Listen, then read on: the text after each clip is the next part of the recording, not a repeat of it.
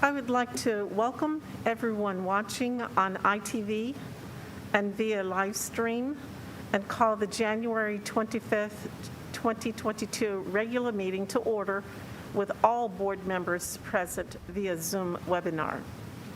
Student Ivan May at Sessions Elementary School will lead us into the pledge. Please stand for the Pledge of Allegiance.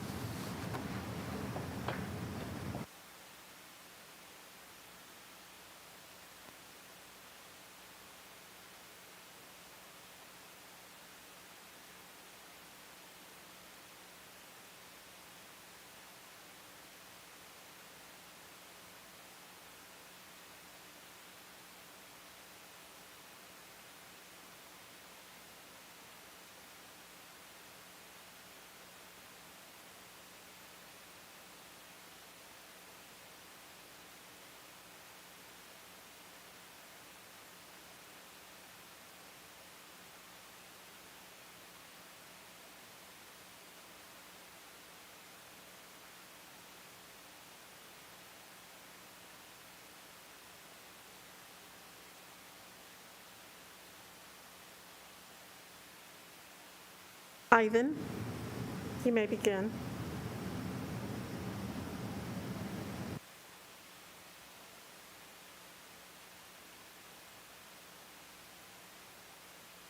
Ivan, please unmute yourself. You may begin the pledge.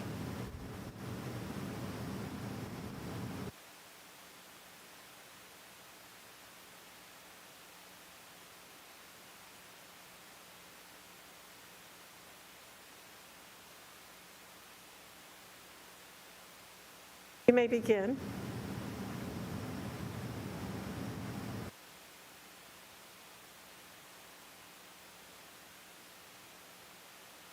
Ivan May, we're ready for the Pledge of Allegiance. Oops, I couldn't hear it. Okay. Please stand. Put your right hand over your heart. Hats and hoodies off. Face the flag. Begin. I pledge allegiance to the flag of the United States of America and to the republic for which it stands, one nation, under God, indivisible, with liberty and justice for all. Thank you. Please be seated. Thank you, Ivan. We'll get it together. That's good. Thank you for sharing with us. I would like a motion to adopt today's agenda with item F4, resolution in the matter of support for the Metropolitan Transit System, MTS, the new Pronto fare collection system, and youth fairs program to be heard directly following item C2, American Heart Association's Gold Level Workplace Health Achievement Index recognition. So moved. I heard Kevin Beiser, and the second was by Richard Barrera. Okay. Please vote. Barrera? Aye. Basso? Aye. Beiser? Aye. McCrary? Aye. Patterson? Aye. Thank you. And Whitehurst Payne? Aye. That passes unanimously. That passes 5-0 plus one student. So we'll move to the list of public speakers. Ms. Stoltz. Yes, today's meeting of the Board of Education is a business meeting that is conducted in public. To reduce the chance of coronavirus exposure, the Board of Education is accepting public testimony via Zoom webinar for the January 25th, 2022 meeting. Board Bylaw 1025 sets the time limit for public comment on agenda items at 10 minutes per side, pro and con, or 20 minutes total. Speakers will be able to provide testimony at the beginning of the appropriate agenda item or at the end of the meeting for non-agenda comment. The list of public speakers is attached to agenda item B2. Please listen for your name to be called. Speakers are listed and called in the order received. When your name is called, you will be allowed to speak. Please unmute yourself at that time. If you hear your name called and you are unable to unmute yourself, we will call the next speaker. Once all speakers have been called for the item, your name will be called again. please unmute yourself. Zoom does not allow staff to access your personal device to unmute a speaker. Please follow along with the agenda so that you know when your item is coming up for discussion. Thank you, Mrs. Stoltz. Let us move now to item C1, student presentation. Sessions Elementary School, the International Baccalaureate, the IB Learning Profiles, Area 3, Subdistrict C, will present to us this evening. Good evening, President Whitehurst Payne, Vice President Bazo, Trustees Barrera, Beiser, McQuarrie, and Patterson, and Interim Superintendent Jackson. My name is Tracy Makings, and I am the principal of Sessions Elementary School. I am excited to be here this evening sharing a little bit about Sessions Elementary School. We are located in the Mission Bay cluster and have the proud distinction of being an International Baccalaureate Primary Years Program school. Our students embody the ideals of the IB learner profiles and strive to be an example in our community of globally minded citizens. This evening, we have invited one of our fifth grade students to share insight into being a student at Sessions. In addition, we have a short video where our students are going to introduce the IB PYP learner profiles. Thank you for this opportunity to showcase our Sessions Seahawks. I would like to introduce Aveline Fitzgerald, a current fifth grade student. Good evening, President Whitehurst Payne, Vice President Bazo, Trustees Barrera, Beiser, McQuarrie, and Patterson, and Interim Superintendent Jackson. My name is Aveline Fitzgerald, and I am a fifth grade student at Kate Sessions Elementary School. I have not always attended Sessions Elementary. I came to Sessions in third grade. While I was in third grade, I noticed things. I learned in a way that sometimes I didn't even notice I was learning. The IB units are taught in a way that all subjects are being taught at once, making it more interactive and engaging. In addition, the Sessions community feels like a family. Everyone helps each other even when they might not be getting along. Since attending Sessions, I have definitely advanced in my learning as well as my global perspective. This year, we not only learned about the limited resource of water, but how people around the world are affected by the shortage or overabundance of water, like hurricanes and floods, and how it affects people's lives and communities. This unit brought awareness to me and my classmates and helped us understand how important water is and that California is in a drought. This means we should conserve water and be part of the solution. In the past, some of my favorite activities have been art, science, music, and PE. These specials add to all the learning we do in the classroom. In science, we usually do some hands-on activities where we get to be really creative. We have touched sea creatures and launched rockets in the past. Everyone in Sessions loves playing rock, holiday tag, and all sorts of fun and new games in PE. For music, we play the drums and ukuleles and learn songs that we get to sing along to. All of these activities are so amazing, but my favorite is art. We did all types of crafts and used different media to make cool pieces of art. These extra activities add to our IB character trait. Being balanced is a character trait, and knowing how to do many different activities, even when you are not the best at them, is being a balanced, knowledgeable student.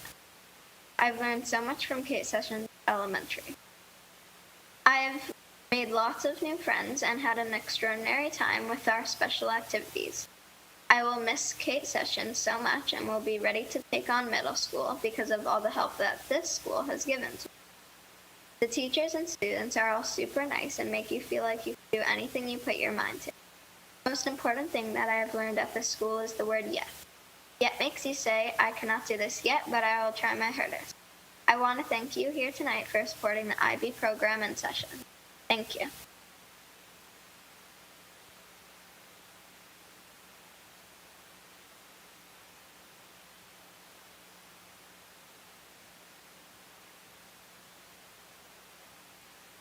Tracy, are we showing the video now?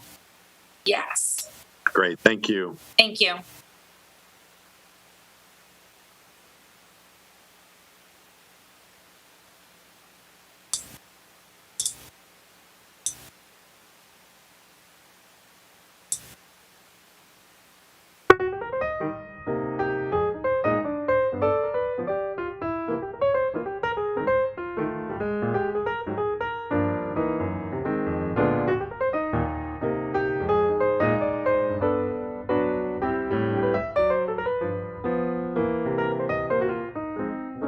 Session is an awesome school with awesome teachers and awesome staff.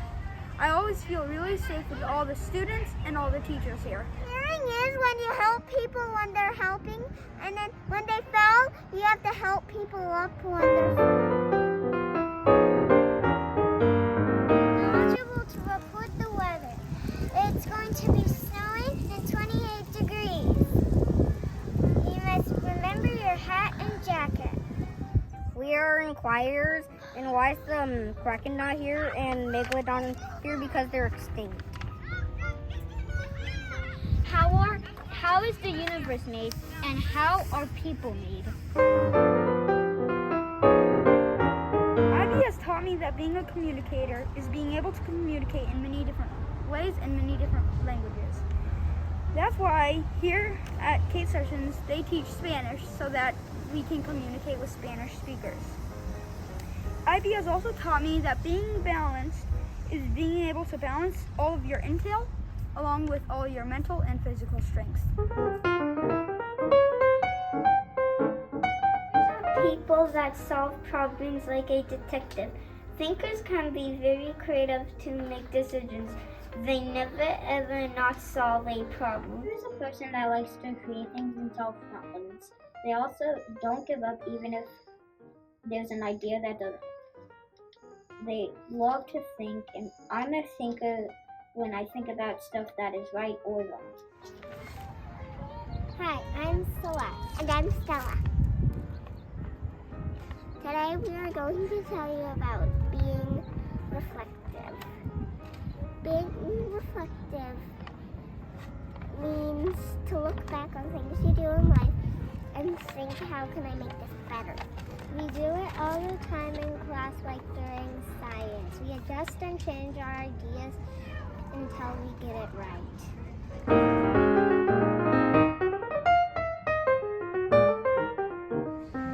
Hi, my name is Ava, and I'm going to be talking about being a risk taker. A risk taker is someone who's willing to make mistakes and try something new or unfamiliar. For me, being a risk taker is trying something you haven't tried before. Being a risk taker also means to stand up for what you believe in. For example, we read Sheila Ray the Brave in school, and it teaches us to try new things and never give up. Another example is when I tried to ride my bike. At the beginning, I didn't think I could do it at all, but after a couple of hours, I was riding my own bike, and it taught me a lesson. You can't say you can't do something only if you don't like it and you've tried it for a very long time. That's it. Bye. It means to accept people's thoughts and opinions. Being open-minded also means to adapt to a new mindset and allow your brain to grow. Being principled is having integrity. That means to do the right thing even when no one is watching. I've learned many things at Kate Sessions, and I plan on taking most, if not all of it, to middle school. Some of them are long division and standard algebra, multiplication, and I also plan on improving them in middle school as well. I also plan on taking everything I learned about IB, such as communicating and being balanced with me as well.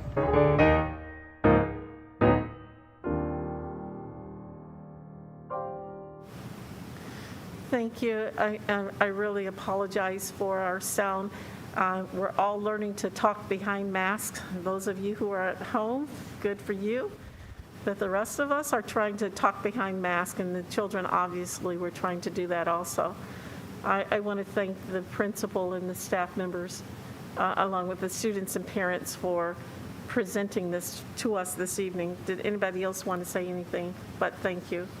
We'll get the sound right, and I promise you one day we'll all be back together and we can hear each other very well. That's a promise. Lamont, Dr. Jackson? Yeah, President Whitehurst Payne, thank you so much. My apologies as well.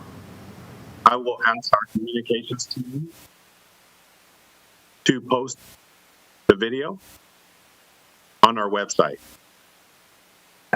Yes. There we go. Thank you. Perfect. We'll go back Thank you. and listen to it. Thank you very much. Yeah, Dr. Whitehurst Payne? Yes, certainly. Dr. McCrary?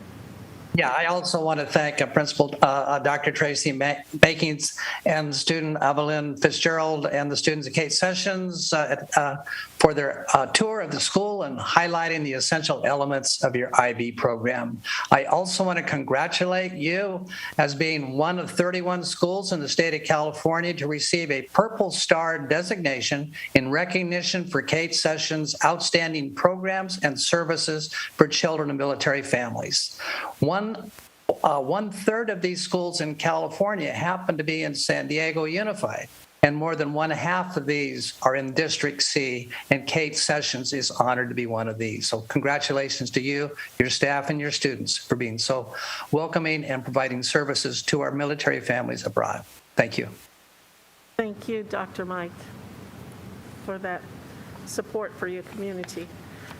I would like for us to move down to item C2 at this point in time, the American Heart Association's Gold Level Workplace Health Achievement Index recognition. Superintendent, would you please introduce the item?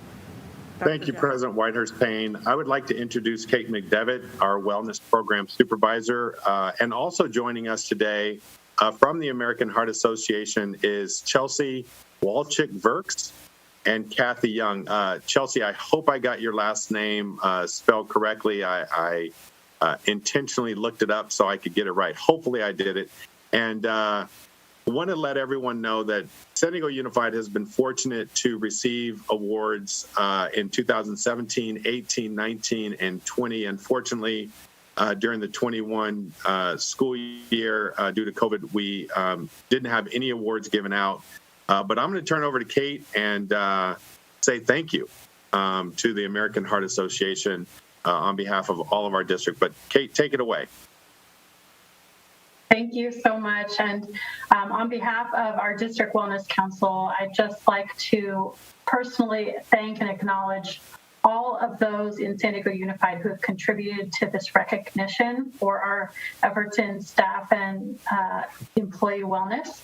And this has been the reflection of our school site wellness coordinators and their school wellness committee members, our employee wellness subcommittee, and our 65 district wellness council members who meet on a monthly basis. We're so thrilled to have received this recognition, and I'll turn it over to Kathy and Chelsea to share and present the award. Thank you so much, Kate, and thank you, Superintendent Jackson. You crushed it. That was the best pronunciation off the bat that I have probably ever gotten, so that was so great. I just want to say thank you so much for having us here tonight. My name is Chelsea Walczyk-Verks, and I'm the Senior Community Impact Director for the American Heart Association in the San Diego region. And I'm joined by Kathy Young. She's our Vice President of Youth Market for our region, and some of you might recognize her as well, as she helps in and around our school efforts. We're really pleased to be here tonight to recognize your efforts to ensure a healthy workforce. On behalf of the American Heart Association, we're really excited to be back this year presenting San Diego Unified School District for once again achieving gold level awards on the Workplace Health Achievement Index. The American Heart Association joins forces with organizations across the nation to achieve our mission, and we'd really like to congratulate San Diego Unified School District on joining this movement to help strengthen the health of our nation through this initiative. Some of you may recall from the past, the index is a measure of an organization's workplace health programs and the overall heart health of your employees. It's a scored self-assessment based on best practices to holistically evaluate culture, the structure, the processes, and outcomes of workplace health programs.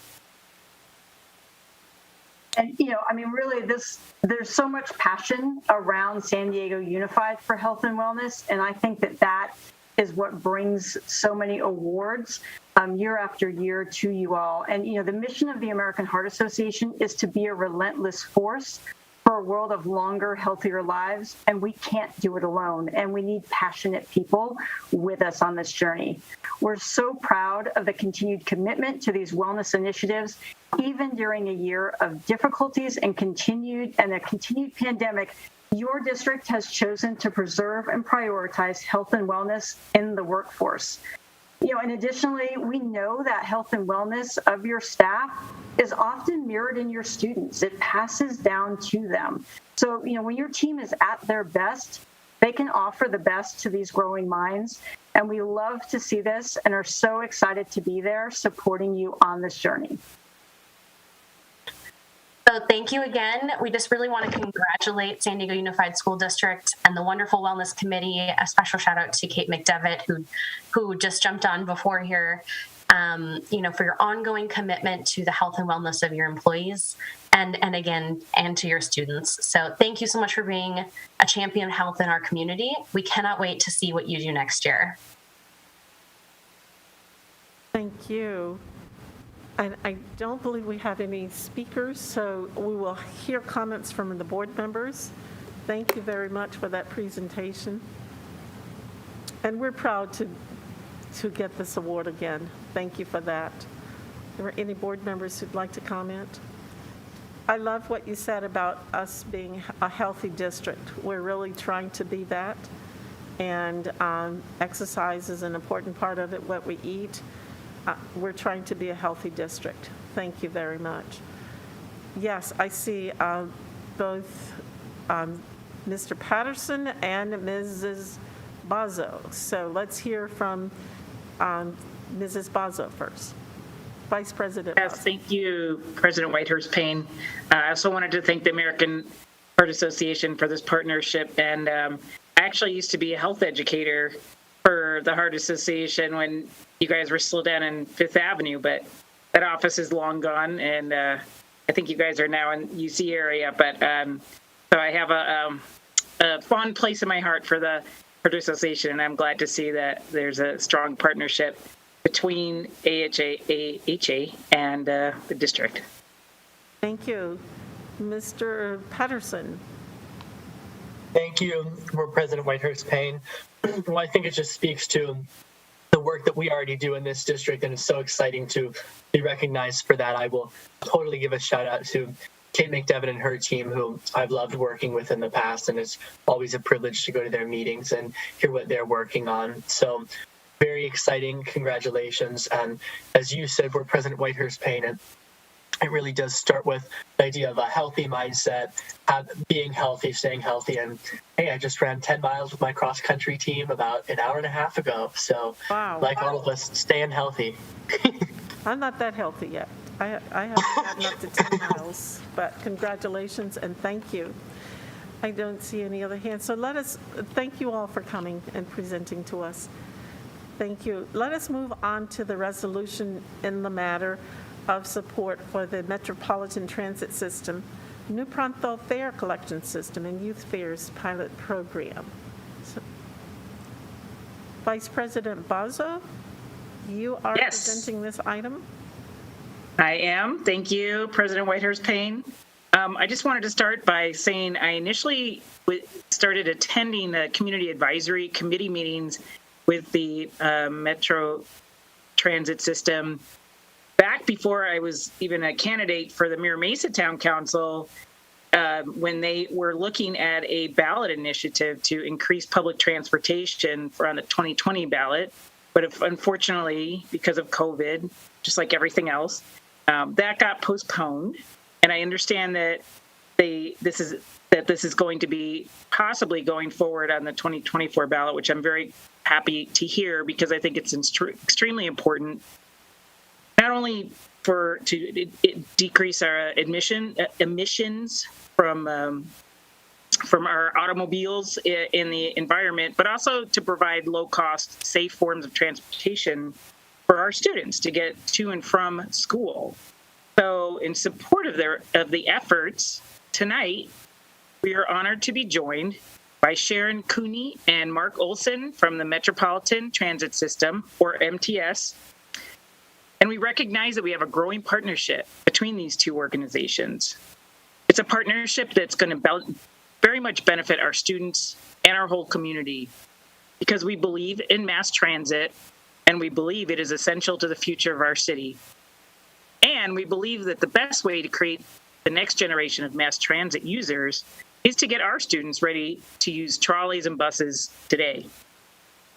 Last fall, MTS partnered with San Diego Unified to waive the new card purchase fee and put $30,000 worth of free transit cards in the hands of our students.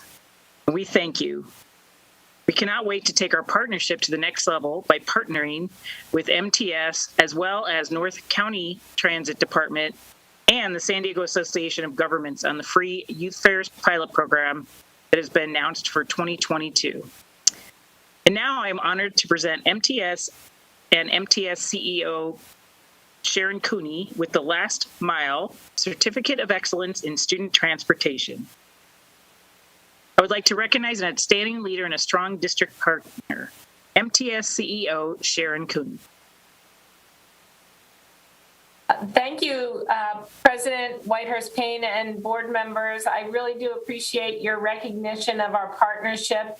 We've been partners with the school district for quite some time on a number of initiatives, but we're really particularly excited about getting the new technology in the hands of your students so that they can access transit more easily. And so with that, I just really look forward to partnering again as we launch the Youth Opportunity Pass this spring.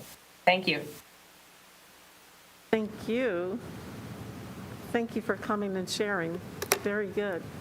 Do we have some speakers from the board? We have none from the public. Any board members wish to make a comment? Sure. Dr. McQuarrie? Yeah, thank you. Yeah, I also would want to thank the MTS and acknowledge our partnership for helping us to make it easier and more affordable for our students to use mass transit. We know how important that is. If we do want to bring down our emissions and lower our carbon footprint, this is definitely a major step forward. In addition, it speaks to the outstanding partnerships that we form with our other civic organizations, with the city, the city council, city mayor, and MTS to bring about quality programs that bring services to our schools and to our communities. So the transportation MTS partnership is one, but we also have our joint use field agreements with the city to create parks in our neighborhoods. I know we have partnerships working with our libraries, a number of ways in which we work together with our city and our civic partners, and want to acknowledge that and support that and look forward to a continuing agreements and having this move from a pilot to an ongoing program. Thank you. Yes, I would just, Mr. Barrera, trustee. Yeah, no, I thank you, President Whitehurst Payne, and I would just like to thank Vice President Bozzo for bringing this item forward, and of course, thank you, Sharon and Mark, for not just being with us tonight, but for, as you say, the partnership that we've had for many years. We know that that the transit system actually opens up all of the San Diego community to so many of our students who otherwise would not have access to the beach, to Balboa Park, to the areas that we consider core as San Diegans. And so your ongoing commitment to making sure that public transit is accessible and affordable to our students and to our students' families is incredibly important. And we know that, as Trustee Patterson can tell us, we have the next generation of transit riders, right here in our district that is ready to advocate and fight for the kind of public transit system that we should have in San Diego. So thank you so much again for the ongoing partnership. Oh, Trustee Patterson. Yeah, thank you for bringing that up. It is so true that it really, we really see anybody in it. We offer environmental science at a lot of our schools, or at least biology at all of our schools, and you learn from a very basic understanding in 9th grade the benefits of public transit for the environment and just how significantly it lowers the carbon emissions in the environment. And it's something so tangible. And I really think for a lot of our schools, it is a shift. It is something that a lot of people in San Diego are not accustomed to, and something that we really, I think, can work towards. And I think it's a shift that all of us in the district should be excited to start making and should be encouraging our students, because everyone can take public transit. And I want to work towards doing that more and more as well. So I appreciate this partnership, and I'm so excited to see where we can go with this as we work to lower our carbon footprint with our own climate action plan. Thank you. And I also just want to acknowledge a young gentleman, one of our students, Samuel Sharp, who was instrumental in helping us to get these cards with Pronto. He went on that mating voyage from along the coast there, and he was really excited about working on this project. So I just want to thank you all, because it is the way of the future. And it's fun to ride a trolley or train. I like that. Just take a field trip and get on the train or the trolley and watch things outside, especially during Christmas time. You can see all the lights, and they go to places where you don't go normally. So I want to thank you all for working to help our students to be able to get around in a more friendly environmental way. So thank you, Sharon Cooney and Chelsea Walsiak. Thank you. Thank you, Dr. Jackson. Let us move on to the next item, which is a report on closed session, and I believe General Counsel Andrew Green has one item for us today.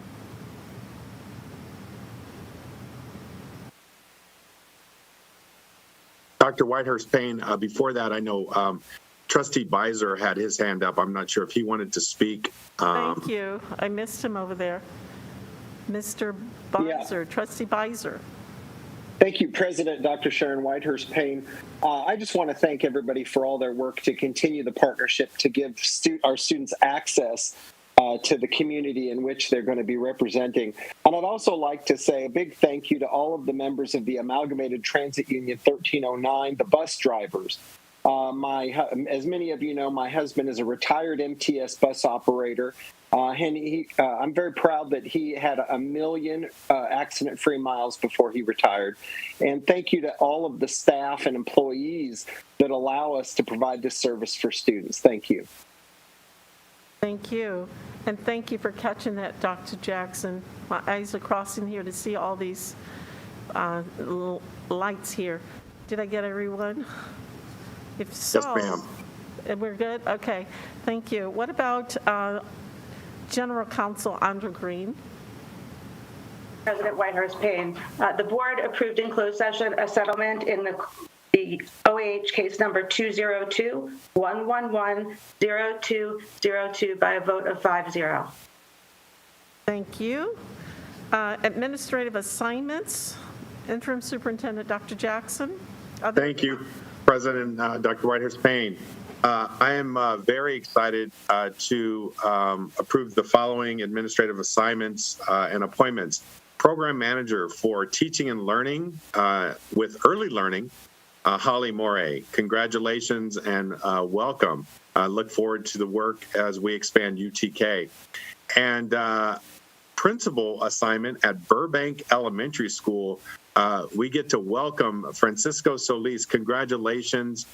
Great speaking with you yesterday, and look forward to your leadership at Burbank and the entire community. Welcome. Thank you. Thank you. Mr. Barrera didn't want to say anything, but thank you. Let us move on to the Associated Student Body Presidents. We have 2 students here today. We have the ASB co-chairs here, I believe, Maddie Wilson and Ashley Garcia from Claremont High School's co-presidents. Would you tell us about yourself? What's going on at your school? And that's both academically and socially. And then if you're seniors, where are you going next year? What schools, what universities, etc. So Maddie Wilson and Ashley Garcia. On behalf of Claremont High School, I want to thank the Board of Education for allowing us the opportunity to share all the wonderful things that are happening at Claremont High School. I'm Maddie Wilson, the Claremont High School's ASB president, and I have with me my vice president, Ashley Garcia. As you can imagine, the return to school has been great, and students are glad to be back on campus with their peers and teaching rather than Zoom. There has been a number of things going on this year, and we have been focusing on really fostering a sense of belonging a sense of belonging for our students. This August, Claremont High School held a freshman welcome event in which we invited all freshmen and their families to campus to participate in a series of events welcoming them to the CHS family. The event culminated in a barbecue on the CHS football field with the sun setting on Mission Bay in the background. Students had the chance to meet their teachers, receive their Academy t-shirt, participate in Academy-themed relay races, and complete a scavenger hunt that was disguised as the campus tour. And they had their first photo with their new Academy team. It was a great time, and nearly 600 students, including their family members, participated. And on to homecoming. In the fall, we hosted the annual homecoming dance. We had to change. Usually our homecoming dance is in the gym, but because of health and safety guidelines, we wanted to follow those. And so we decided to move it out to our quad. And it was our most attended homecoming dance in the school's history with nearly 600 students. Another record was that we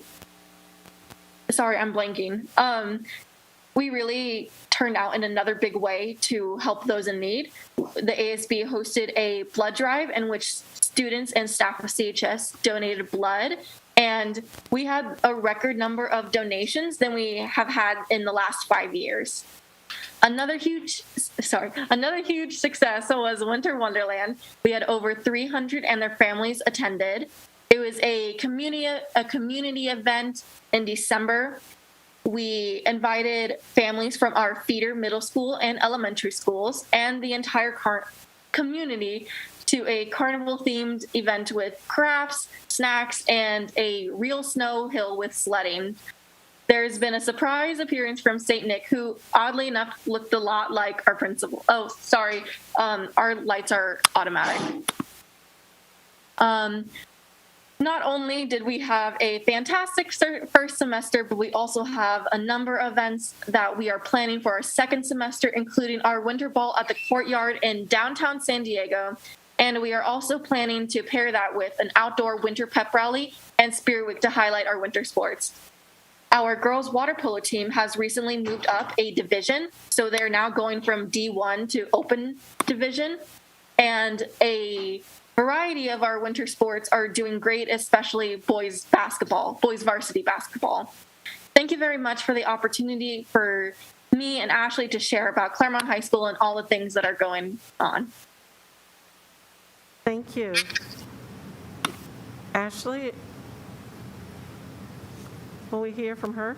I just want to say, if Ashley is not going to speak, I want to say that Ashley, at least can you show us your face, wave at us? Yes.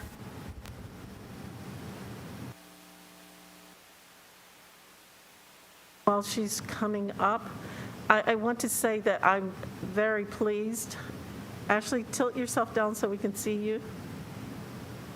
Oh, good. Thank you. Thank you for coming on today. I find it interesting that you had the most students to attend your activities that you've ever had in the history of the school, and wonder whether or not because they were happy to be together again in person. Why do you think you had that high participation rate? I think we had that high participation rate because we were just all happy to be together again. Claremont High School is such a close-knit community, and we've all been separated for nearly 2 years, and just to have those events come back with a sense of normalcy, and it just felt nice. It's nice to be with people. That's really it. I really think we had great participation because it feels nice to be with people. We got to, although we were still wearing our masks, we were no longer on Zoom, and we actually got to interact with each other, and it was just fun. People really missed that, and ASB was able to provide that for them. Thank you. Ashley, you want to comment on that?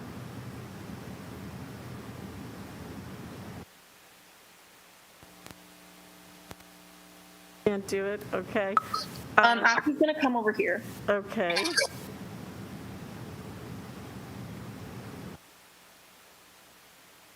Hi, sorry, we're sharing audio because of the feedback. But I think we had great participation, especially since we have great publicity on campus. We tend to try to do like physical publicity, online publicity, and we are really willing to extend a hand to other schools nearby that are, you know, like, for example, like the winter event that we had at school. We were willing to have other schools come in. We were willing to put in time to reach out to other schools and have them come participate in things like that, because it's not only our school's community, but it's also Claremont as a community that we want to encourage to be more like a family. Wow, that is awesome. I know Mike Snyder would love to hear that comment from you talking about Claremont community like that. Thank you very much. And thanks to both of you. And I wish you well. Are you seniors and going on to school next year? Yeah, we are both seniors. And you made plans already to go to school next year? Correct. Do you know where? I'm still waiting to hear back. Decisions for the schools I applied to come out in late March. Okay, very good. But thank you both for being here today. I don't know if any other board members wanted to say anything, but thank you both for coming to share with us today. Thank you for having us. Thank you. And having said that, let's move on to our superintendent's report. Thank you, Dr. Whitehurst-Payne. Maddie, and it was nice to meet you. And Ashley, this is for you. Claremont High School, orange and blue. Victory is here and we'll win. For you too, our school will always be true. Spirit team, fight. Claremont will win tonight. Chiefs. So yes, we are a family, and go Chieftains. You wouldn't believe I would remember that, right? Yeah, thank you. I had no idea I would start that way, but I'm going to start there. And I want to also recognize this evening a tremendous team, central office team, our area superintendents, Bruce Bivens, Steve Elizondo, Christina Casillas, Monica Hazel, Mitzi Marino, Aaron Richardson. They did a tremendous job working with principals to deploy resources. I want to thank the central office team. We know that our schools are always all hands on deck. But during these last few weeks, they've needed support like no other time before. Perhaps maybe when there's some labor challenges that we haven't seen, thank goodness. But our central office certificated staff showed up because of our leadership with our area superintendent team, with Dr. Roditi. Tremendous job. And I want to publicly say thank you. Thank you for the support from the central office managers who released staff. And thank you to our labor partners and our CSEA units. We're going to need that support from classified to support our schools. Thank you for showing up. We have said that we are all in for our children. And the data keeps showing up that we are staying true to our word, that our words and our actions are aligned. And so on behalf of the entire board and this district, I want to say thank you to all of you for continuing to show up for our children. And we are hopefully seeing ourselves on the back end of this. We have more teachers, certificated teachers and classified showing up on our school sites, coming out of their own illnesses or illnesses with their family members, more students showing up. And I truly believe that it's not one thing in particular, but it's all the mitigation. It's our constant press to keep our schools safe and healthy so that we can fulfill that guarantee that our schools are the safest places for our children and our staff. But it takes all of us. And I want to publicly recognize our entire district staff because you so deserve it. Second, I want to recognize, and we're going to do a greater report on this in coming board meetings, but this month, the state of California released our graduation rates from last year. And like many of our large districts, our data were pretty stable, which is a good thing coming out of the last 2 years. However, a few notable exceptions, and I want to point this out and give credit to the work that we were doing while I was an area superintendent, and Cindy and Stacy and other leaders were here. Overall, our students continue to graduate at higher rates than other large urban districts. The cohort graduation has come out, and for us, for last year, it was 89%. I think that's something to be proud of. That's cohort graduation rate, and that's important to note. We have great news around 2 student groups, as we have had call to actions for our students with disabilities and our African American students, our Black youth. Our students with disabilities had an increase of 1.5 points. And 8 total points since 2019. That's something to celebrate. Our Black children, we've had year-over-year increases of 2.7 points and 3.1 since 2019. Again, where we put our money, where we put our mouth is showing great dividends. I will say that we have some work to do with our multilingual learners. We have been stable. However, we are down 7.9, almost 8 points since 2019, and that is just unacceptable. And so this is a challenge. I know, Marissa Allen, if you're listening, this is a challenge for us, you as our leader, to change that trajectory. We know it's possible. We speak with no apologies that we are going to focus on our children who have historically been marginalized. We know that our multi-language learners have been, and we're going to put our money there, and we're going to put our commitment there, and we are going to make the gains that we need to see. And I think with our partnership with the DLAC, we're going to see some changes. And so this will be work that we have to pay close attention to, and we will remain focused on that. As I said, a larger report will be coming from staff over the next couple of meetings, so you can look forward to that.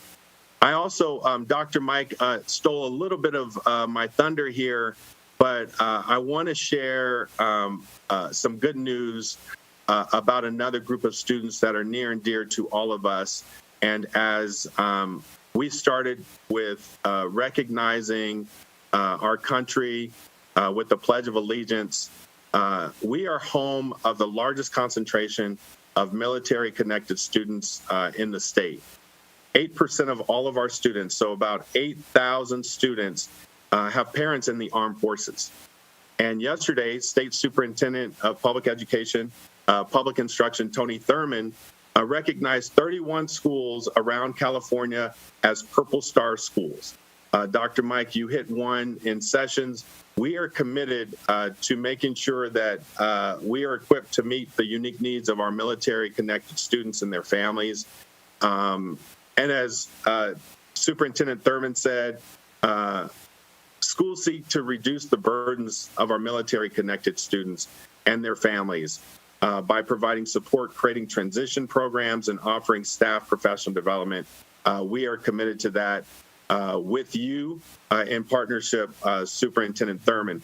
Of the 31 schools, almost 30% were from San Diego Unified, and I would like to recognize this evening these schools: Cabrillo Elementary School, Canyon Hills High School, Dana Middle School, Dewey Elementary School, Page Elementary School, Jonas Salk Elementary School, Miller Elementary School, Montgomery Middle School, and as Dr. McQuarrie said, Kate Sessions Elementary School. Congratulations, and I want to thank everyone for their work and what we do to serve our children and the men and women of our armed forces who serve our great nation. Thank you so very much. Dr. Whitehurst-Payne, that concludes my report. Thank you very much. now, with that, all of the board members get a chance to say something for a couple of minutes. And I'm going to do things right this time and bring our student board trustee on, Mr. Zachary Patterson. Did you miss me last time, or I don't think you did? I didn't bring you first. You're supposed to be first. Oh, perfect. Thank you. Well, I want to start by appreciating you, Dr. Jackson, for just being honest and what we need to work on. I really think it's okay to mention that we're not perfect and that we have many ways that we can improve. And I appreciate you saying that so directly. And I know I value your honesty, and I know the community does, in saying what subgroups we continue to need to work on. And it means a lot to hear that and to address and say, we see where we've fallen short and we're prepared to keep moving forward. I now want to take a moment to reflect on the events that transpired at Temple Beth Israel in Colleyville, Texas earlier this month. Seeing the horror of this hostage situation, I am again appalled to see people attacked in their places of worship. We can do better, and I would be remiss to not mention the anti-Semitism that continues to show itself across the nation. No one should ever be afraid to go to their place of worship, and this is no exception. It really ties together with this Thursday's event, which is the International Holocaust Remembrance Day, and ties with the 77th anniversary of the liberation of Auschwitz-Birkenau in Poland. None of us can forget the hatred towards Jewish people and how it continues. And even larger than that, we have an obligation to remember the history of the past and never forget what has happened. In English class today, I just read a poem from Amanda Gorman, and she says the line that really resonated most with me.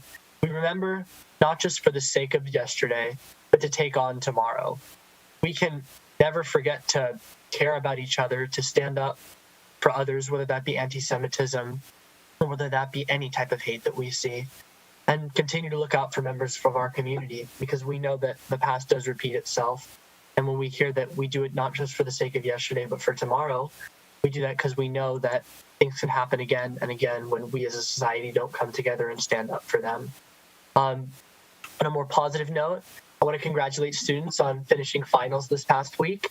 It has been a challenging few weeks, an incredibly challenging few weeks for staff, for students, and it couldn't have been a more unique timing in terms of a COVID surge to happen in the 2 to 3 weeks before we went in for the end of the first semester. So I appreciate everyone being flexible and working towards that. And I want to remind the community, and specifically our staff and students, that if students had COVID over finals, there are different markings in PowerSchool that you can use. There's an in-progress marking, and that can be used for multiple weeks after to support students to make sure they have time to make up their grades, to make sure that we are supporting our students to be successful, because we know that missing 10 days of school can be very, very challenging. With that, I want to thank the staff for all they're doing right now and recognize that we do have a lot of work that we're working on.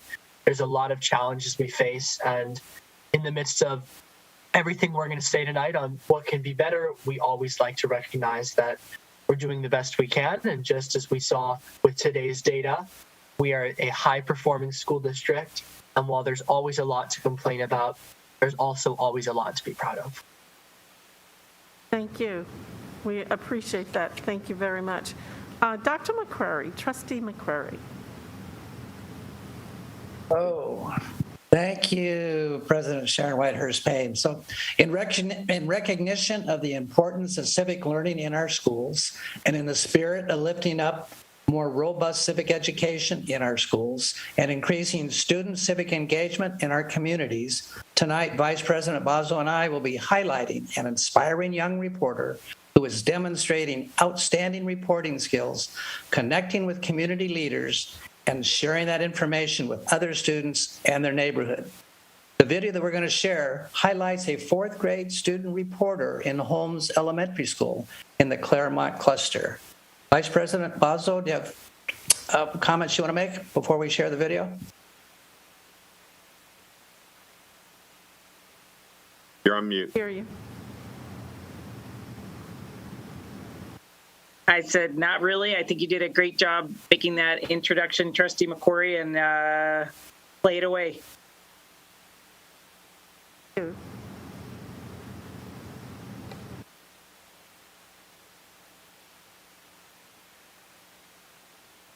know who may be watching our newscast. In this morning's Zeppeli Zone, Jeff is in Claremont, where a fourth grader had a meeting with the mayor.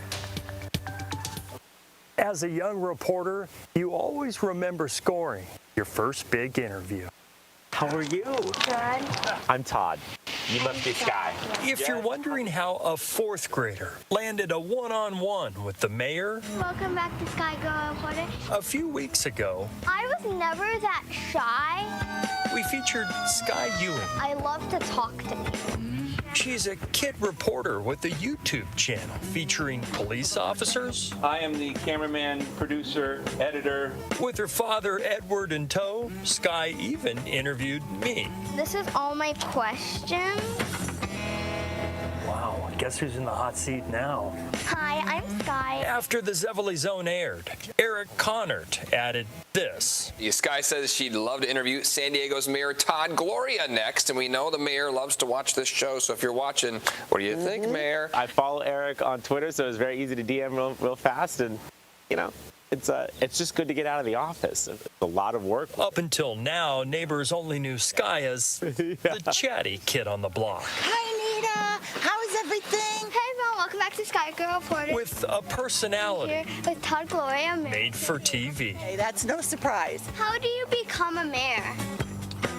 Well, I ran for election. What do you love about being mayor? I love stuff like this. After mayor, would you like to become governor or president? Not particularly, no. Part of becoming a reporter is finding common ground. And Sky has just learned that they're both Claremont kids.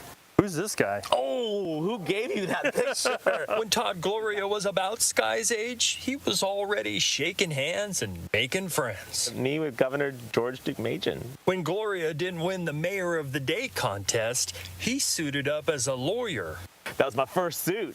It doesn't look all that different from now. But if you look closely, you see that little pin on my tie. Yeah. That's this. Same pin? Same pin. Wearing the seal of San Diego didn't come easy. Opportunities like this. Which is why the mayor is paying it forward. That's what we're supposed to do. What is the hardest part about being mayor? After Sky asked dozens of questions, I only had one. Is my job still safe? I don't know, Zeppeli. You need to up your game. I'm glad you're making your voice heard. In the Zeppeli Zone, He's a good mayor. Jeff Zeppeli, CBS 8. Good questions of the mayor, Sky. That was awesome. Impressive. I like that she asked about his future. She's like,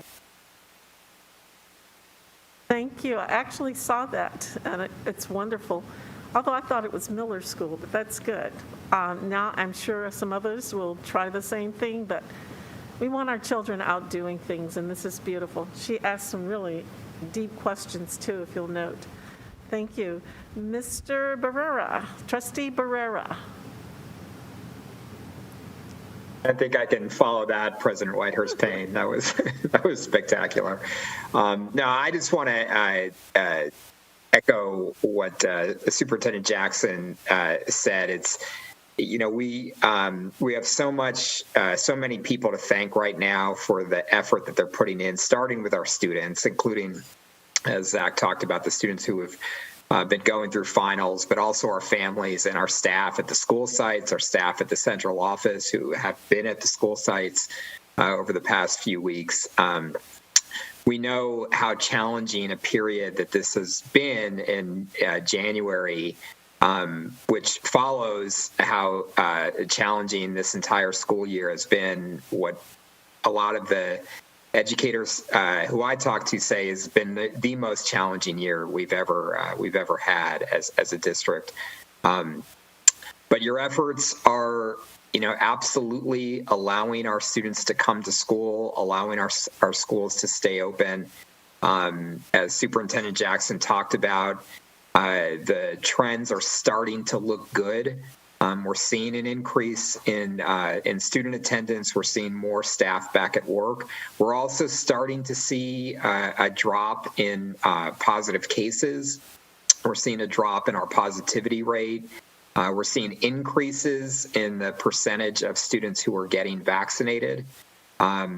So, this is obviously a tough time, but we're getting through it.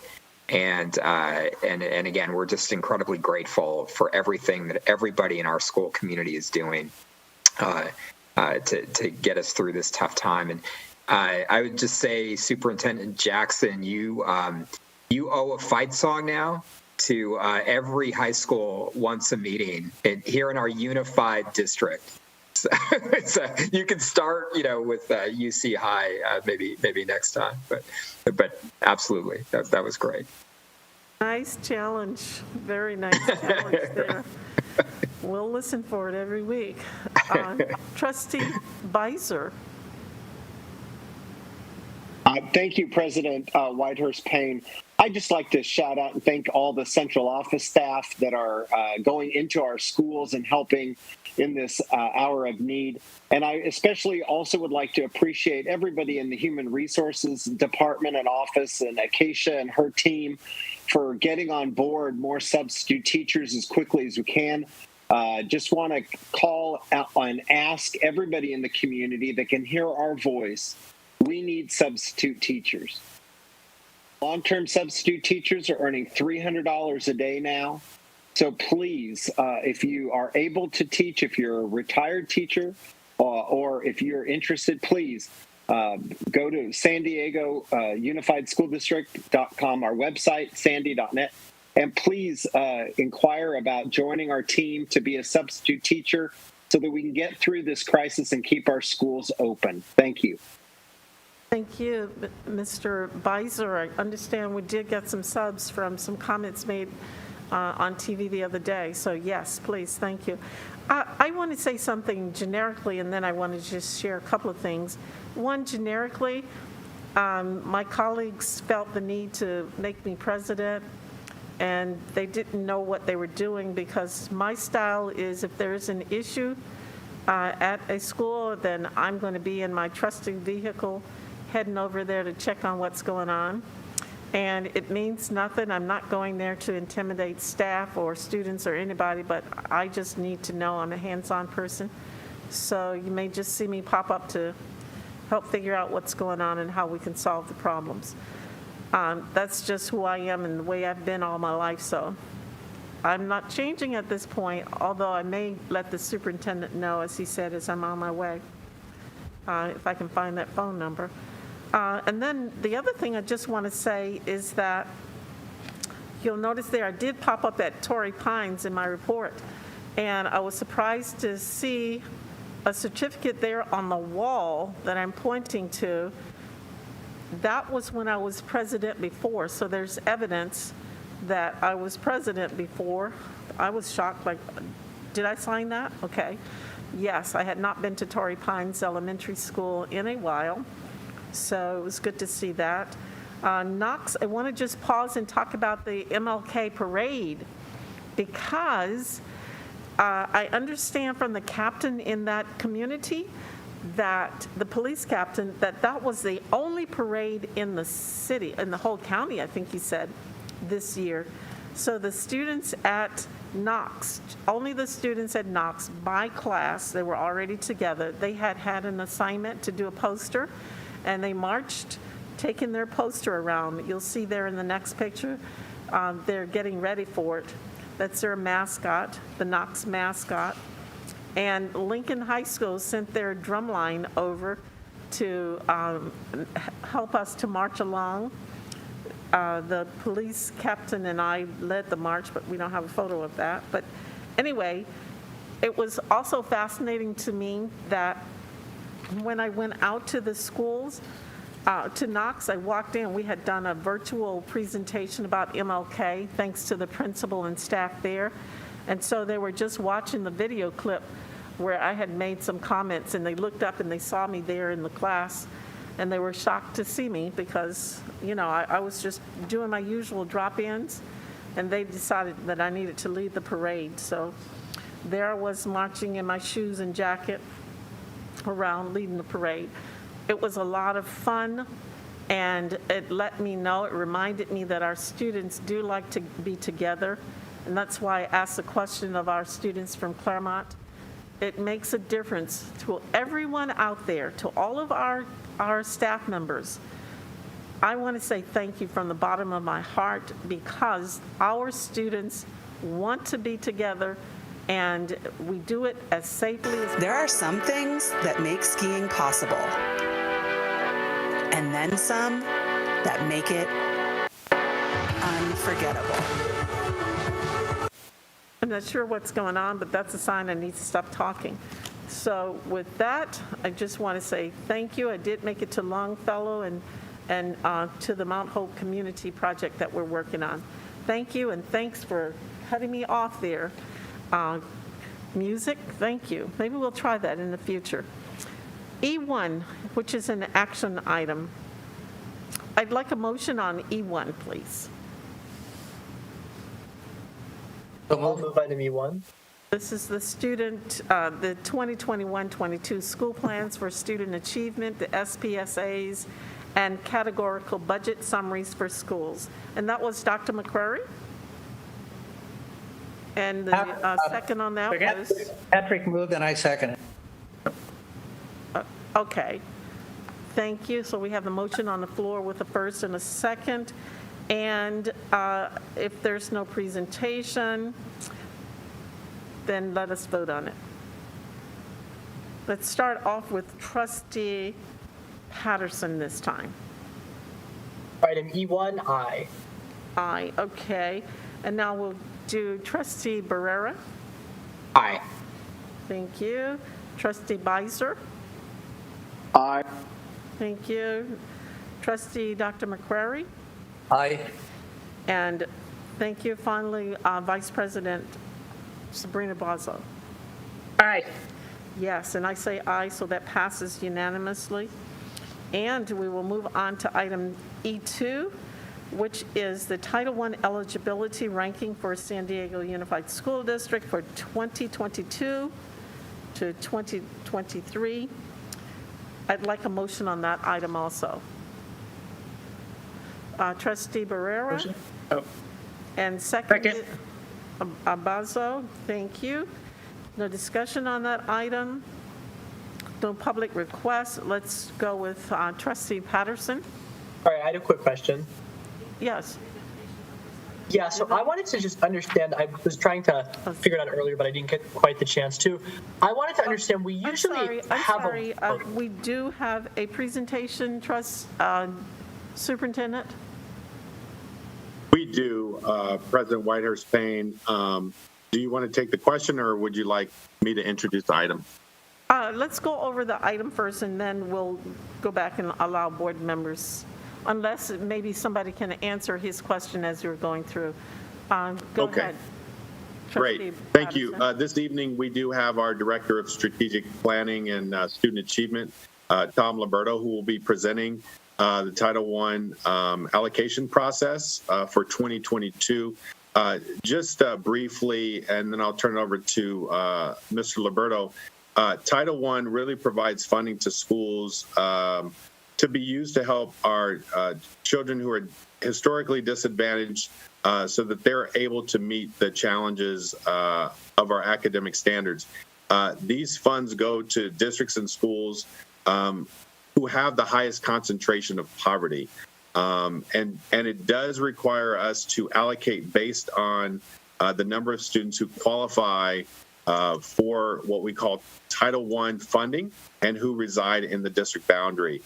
So I'm going to turn it over to Mr. Liberto, who will present this evening, and then we'll take any questions. Thank you. Mr. Liberto. Thank you, Superintendent Jackson, and good evening, board members. I appreciate the opportunity to share this presentation with you all. I believe we are going to pull it up on the screen. I also believe that I don't know what Trustee Patterson's question is, but there's a lot of information in here. So hopefully we'll hit upon what he was going to ask. If not, we'll circle back.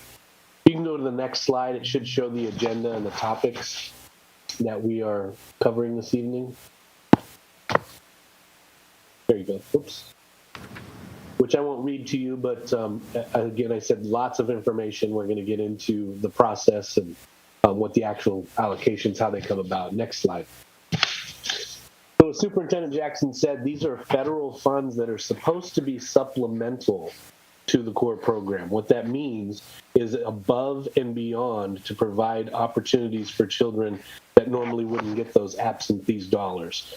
There is a supplanting clause, which means we can't take Title I dollars and supply at Title I schools things that non-Title I schools are getting through the general budget. There has to be a general allocation district-wide, and then again, these are above and beyond what those allocations would be. They can be used for instructional, also non-instructional if they support the cost to improve student achievement. In our district, we have 3 different allocations that come from Title I. We get one Title I apportionment, but we break it into 3 different allocations. The first is the base allocation, which is what this board item is speaking to. The next board item is for the supplemental allocation, which we'll go through in just a couple of minutes. And then 1% of the total apportionment needs to be distributed into parent involvement allocations. So our school districts, or our school sites, receive a total of $383,628. That is a stat number, which is 1% of the allocation. Next slide, please. So the qualification process is for economically disadvantaged students, and it's identified by the free and reduced price lunch application or the LCFF collection process. That's how we determine as a district who qualifies as an economically disadvantaged child. So we have the meal applications were again suspended by the state this year. If you remember last year, that came midstream. Schools started to collect them, and then the state said we're going to feed every child no matter what their status is. And so we stopped, and again this year we did not distribute the meal applications. However, we did the LCFF for each and every school within our district. Those were distributed online. They were done by a paper form and also a telephone verification this year, which made it a little bit easier to get some of the information back. I did want to throw in also that a site that has 40% or more of their students qualifying, they qualify to participate in the Title I program as our district policy. However, there's a footnote there that sites can be extended for 1 year if they go to 35 and above. So if they fall between 35 and 39, they automatically can be extended for that year. And we did discover recently that the state has put in a clause to go down to the 25% mark. And there is one school in this report that did fall to 33%. It's Mission Bay High School, and we're recommending that extension for them for that one next year. Hopefully they'll get back up over the 40%. Next slide. Lots of detail here, which I'm not going to go through all of it. I'm going to just share that the team, I believe, did a really good job starting in June, assessing what went well last year, what didn't go well, how we made improvements. In July, we identified the process, so we had 2 phases. The first phase was done on Parent Portal, which is on our, it's the online collection. So we had a soft deadline, meaning we wanted parents to submit the information by September 17th. This is our preferred method for lots of reasons. It's actually a lot easier for the parents once they log in. It's a 2-button click and they are done. It's also easier on our side and much more accurate. There's not the potential for papers to get damaged or lost or whatever the case may be. So we highly preferred the Parent Portal. We're still getting used to that as a district. Many other districts we checked throughout the state are using the online exclusively. So we're trying to bring ourselves back up to getting that used a little bit more directly. We also have a direct certification through the San Diego County, and that gives us more information that we may not capture through either the Parent Portal or through the paper forms. The phase 2 started where print forms were given to each site for every student who was not direct certified or didn't fill out online yet. So we limited the amount of paper going. Our schools, especially in this environment with COVID going on and the pandemic, really appreciated the phase 2. I think we used the paper to a great extent. But one thing that we added and did, which was fabulous, is we had a phone collection. So the state allows us for staff members to call parents take the information, fill out the form, and then verify that the information is correct and they got it directly from the parents. Next slide, please. In August, we held training for school sites, for principals and for the sites, and we gave them tips on how to be successful. We sent follow-up emails. In September, again, more communication to the principals. We sent an information video at the DAC, so hopefully our DAC members would go back to their sites and encourage the process, and we started weekly monitoring of the progress for all of our schools, 178 schools. And then in October, the forms were delivered. They continued, and we continued our communication with the sites, and we did something different this year, which was a great idea. We brought on hourly staff to help us with those phone collection process. We were hearing back from some schools, we just don't have the manpower, we just can't do that, and so we were proactive. We brought on hourly. They worked out at the Revere Center, and they made some phone calls for weeks trying to get some parents to give us the information that was so crucial. So I think it's really important for us to understand as a community that this is crucial. When we did the meal applications, we felt there was some sort of a built-in incentive, if you would. The families were like, oh, we turn in the meal applications, we might get free or reduced lunch. So there was a little bit of incentive there. I think the community doesn't see the incentive for the LCFF. There's really no return personally. However, as you will see in a minute, it does bring a lot of dollars into our district, which then gets disseminated out through schools. Again, the preferred method is online, and we hope to continue that next year with the supports that we've already had this year. Next slide will get us into some results. And so over year after year, the first top part of this graph is the LCFF response rate. So in 1920, those that were using LCFF, and it's really important to remember that we were only doing half of the district at that time because the meal applications were in full effect. But of the half of the school district schools that were doing LCFF, we got 88% return. Last year, in the heart of the pandemic, when the state gave us the news and we canceled the meal application forms and reverted over to LCFF, we struggled a bit. I think the board probably remembers some of the accommodations we had to make because of that. We were at 45%, and then this year, we went up to the 65% mark in the collection. So sites were still experiencing some difficulty throughout the process. It's also run simultaneous with our impact aid collections. And so they're trying to get two different forms from the same students on different timelines with different requirements. And so we're continually looking at those processes and trying to make them as easy as possible for our families to get the information in. That's the hard news. The good news is pretty encouraging. If you look at the next line there, the Title I qualifications, in 2021, we were at 54%. Even though we had trouble getting forms last year, we were at 54%. But one of the things that we saw was there were large swings in schools that typically were pretty high percentages. They had dropped to lower percentages.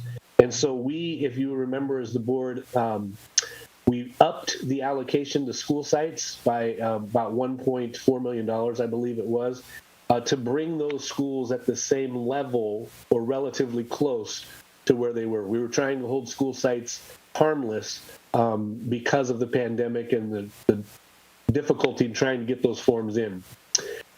This year, we've actually raised to 55%. So our qualification percentage of Title I students is going up. However, we're continuing to see the swings. Not as big, especially in the higher percentage schools.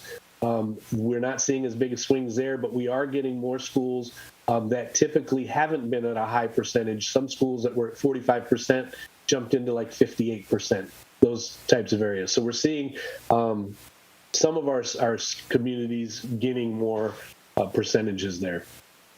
Next slide. So here's where it gets interesting. This is how we do our base allocation. Again, it's based on the economically disadvantaged, 40% or more for school sites. This year, it's approximately 18.6 million. We typically and historically do 15.5 million, but last year we upped it to the 18.6, as I've said, and we kept that on this year again to normalize, to make sure that no school takes such a loss as they would have if we would have dropped back to the 15.5. We operate on a per student dollar amount. This year it came out to $558.78, and that's at the 98%. However, the board policy is that for every percentage point we drop below 99, there's a $5.50 decrement. So I gave a couple of examples here. Horton Elementary, they came out at 98% qualifying. So that's 1% less than the 99. So then we would take the $5.50 and subtract it from the 558 for a total of $553.25 per student. So you do that math of the 372 students that are there, and then we qualify, they get an allocation of just about $206,000. Taking a less qualifying school, and we just randomly chose Hancock, they're at 64% qualifying. So if that's a reduction of 35 percentage points off of the 99, 35 times that 550 comes out to about $192. Subtracting that gets us at a 366.25%, dollar per student. So taking the 366.25 times the 423 gets them to their allocation. I believe this has been a long-standing practice that the board has adopted because of the studies that have shown where there's a larger percentage of disadvantaged students, the dollars serve them better than when there's lower. And so you all as a board have approved that those dollars go towards the more neediest schools, thus the decrement of 550. Hopefully those examples will show you as you look through the report why certain schools got certain amounts and others got others. Next slide, please, will take us to the supplemental allocation. For those of you that may remember, these were dollars, Title I dollars, that were housed centrally for many years, and the district would provide services to school sites, but they were funded centrally. A few years ago, I believe this is the 4th or 5th year that we're doing the supplemental now, we've taken these dollars and we've redistributed them back out to schools through a formula, and the formula is there, which I will explain in just a moment. That has been 8.2. We did go up to 9.9 million last year, again, to level things out. But this year, keeping with the policy and the consistency, we dropped that back to the 8.2. We had more factors, meaning more students qualify for the factors that are here. So that dollar amount dropped from about $114 per factor down to about $90. Remember, our Title I qualification has gone up 1%. In a district our size, that means there's a lot more students, lots more of these factors. So it's dropped down to the $90.45 per qualifying factor. So these factors are there for every school, for every child that is meal eligible, meaning they're Title I qualifying, they get $90.45. But these could be duplicated for all of the factors that are there. So if I'm a student at ABC school and I'm a Title I student, but I'm also an English learner, then the school receives another $90.45 for me being enrolled there. If I happen to be homeless or low-performing African American, again, for each of these factors. So on the report, you can see the duplication there. It can be up to 6 factors per child multiplied by the amount of children that are there. These are Title I dollars. We're just distributing them differently, but they do have the same guidelines as the Title I base allocation. I think the next slide brings us to questions. So hopefully that answered Trustee Patterson's question, but if not, or if anybody else has one, I know that we probably have a few minutes for those to be answered. Thank you for that presentation, and thank you for the clarity. I noted that we do not have any speakers, so Trustee Patterson. Yeah, thank you for the clarification. I was wondering about the 25% and the new draw. If you just wanted to explain for a second, what was kind of the rationale behind that from the state? Was that very similar to, I guess, the situation that came from Mission Bay? Is that kind of a microcosm? Yeah, I can't really tell you for sure what their thinking was, but I would assume, as I believe you just did, that because of the situation we're seeing statewide, schools drop more than we would see in the historical past. So I believe that they're looking at that. Now, there are some requirements to go down to 25%. The school has to write a plan. We do have to put in a waiver to the state to say, can we do this? But I understand that they're being very lenient because of the pandemic and the situation. They don't want to see schools drop in and out as much. They want to see the consistency, I believe, like we do. Should we expect to return to the 38% threshold in the following year? It would be 40% is what the board policy is. And I believe we might be recommending that if the numbers get a little more stabilized. What made this difficult in one vein was, if you recall last year, because of the major drops, the state made an exemption that we could leave schools at the same percentage. So let's say a school was at 42%, but they dropped down to 37. They allowed us to keep them at 42%. But in reality, they may have dropped to 40. So we inflated that by 2. And then if they drop 2 this year, that could be a drop of 4 points, but it looks like it all happened in 1 year when it really was a 2-year slide. So, Trustee Patterson, I do believe that if the numbers solidify a little bit and stabilize, we probably will be going back to what the board, unless, of course, the board gives us different direction. Perfect, thank you, and apologies for hogging time. Just one other question. I didn't understand so in terms of funding, where we raised that to, I think it was 18.6 million, where does that funding come from specifically? I was under the impression that Title I wasn't from our general budget specifically, so I wanted to understand what our contribution was in raising that number.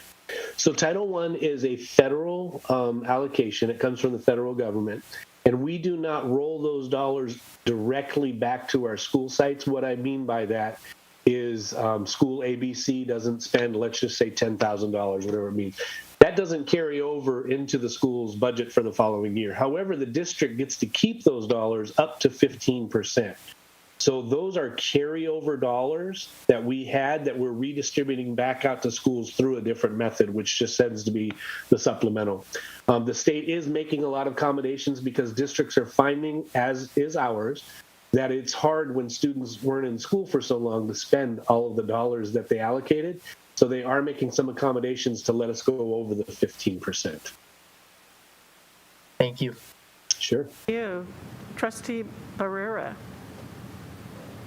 Thank you, President Whitehurst-Payne, and thank you, Tom. Tom, first of all, could you just explain what direct certification is? I will do my best. However, Ron Rohde's department does a phenomenal job on that. From my understanding is the county provides us with information for any child that's receiving services that lives in our county. So if they're receiving mental health services through the county and we're not aware of that, they will show up on the direct certification.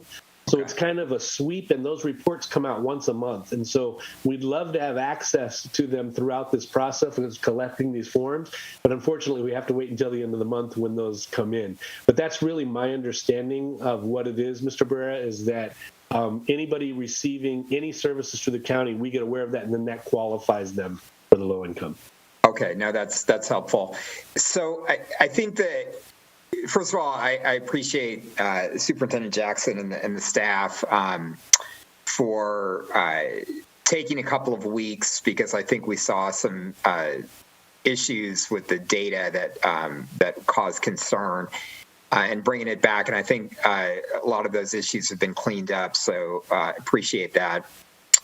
I still, however, am concerned, and this is, I think this is just an issue, probably throughout the state, but where we have schools with high concentrations of qualifying students, let's say we're at 80% and above, I think it, in almost all of those cases, it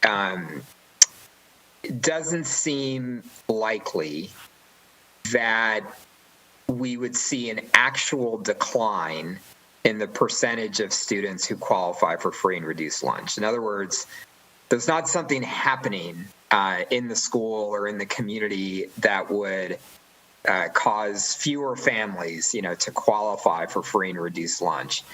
So what that means is we are still undercounting, at many of our schools, and particularly at our schools with the highest concentration of qualifying students, we're undercounting students who are eligible. And that's obviously an issue for us as a district because when we undercount, it affects our LCFF calculations and it affects the amount of money that comes into our district. But then when we allocate, the Title I distribution as we're doing tonight, then we as a district are kind of magnifying that issue because in the end, it means that the schools with the highest needs are getting less money than they should be getting. And I think that's happening even tonight, even after, we've done the extra work. I don't know, what the solution to that is because unfortunately, we're not able to just assume that, a school, for instance, a school with 80% or more, I think in the past, in terms of like who we actually would serve, meals to, we would just assume 100% of the kids qualify and we would serve meals to everybody.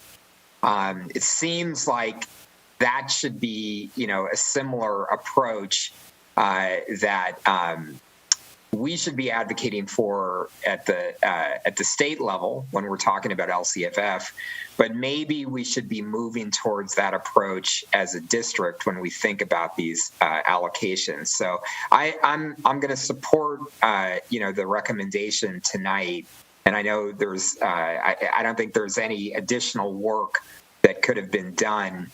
And thank you, Tom, for walking us through the process, all the way from August. But I would ask the superintendent to work with the staff to think about, as we look at these allocations next year, when we reach a certain concentration at a school, I think it's fair to assume that the students who were missing not because they aren't eligible, but because we haven't gotten the form in. And so what do we do about that? So that would just be a recommendation for looking at this going forward. I'll note that, Trustee Barrera, and work with government relations to begin advocacy and how we can consider that. Thank you. Thank you. Thank you. Dr. McCrary. Yeah, so thank you, Tom. So, and thank you for your report and for the mitigation effort to support funding for Mission Bay High School to get us through this 1-year period.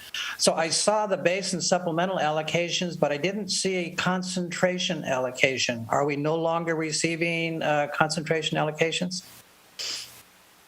Through Title I, I'm not sure if I understand the question. Is that? Yeah, my understanding was that we had the base, then we had a certain percentage above qualifying, then we got a supplemental. In addition to that, where we had very, very high concentrations, we had a third tier of additional funding on top of that. So Title I is structured a little differently than the LCFF. I think you might be thinking of the LCFF dollars. Okay. You're exactly right for the LCFF allocation, but Title I is not structured that way. Thank you for the clarification. Sure. Thank you. There are other, Vice President Sabrina Bazo. Yes, I also wanted to thank Tom for that presentation. Also, it sounds like you've done a lot of hard work to get these forms in, and I appreciate that because as a parent, I remember having to fill out these forms, and I just wanted to, off of what Richard or Trustee Barrera was saying, I never really knew why I was filling them out. I just knew that they said fill these out, and as a parent, I was like, okay. But if I didn't understand, and I remember there being multiple forms, and a lot of them you required a lot of the same information, and being frustrated, but just doing it because I was trying to support the school. But I'm sure you guys try to communicate that. But is there any kind of letter or information that explains to the parent in a basic sort of way, you're filling this out. Basically, if I knew that it was to get money for the school, I'd be like, okay, let's fill this out. I know you can't say it that way, but I would argue that the reporting might have been down not just for the high need schools, but for all the schools, and it could bring them all up. But just from a parent perspective, I remember that being a frustrating process, and it sounds like we're going to online, which is very helpful.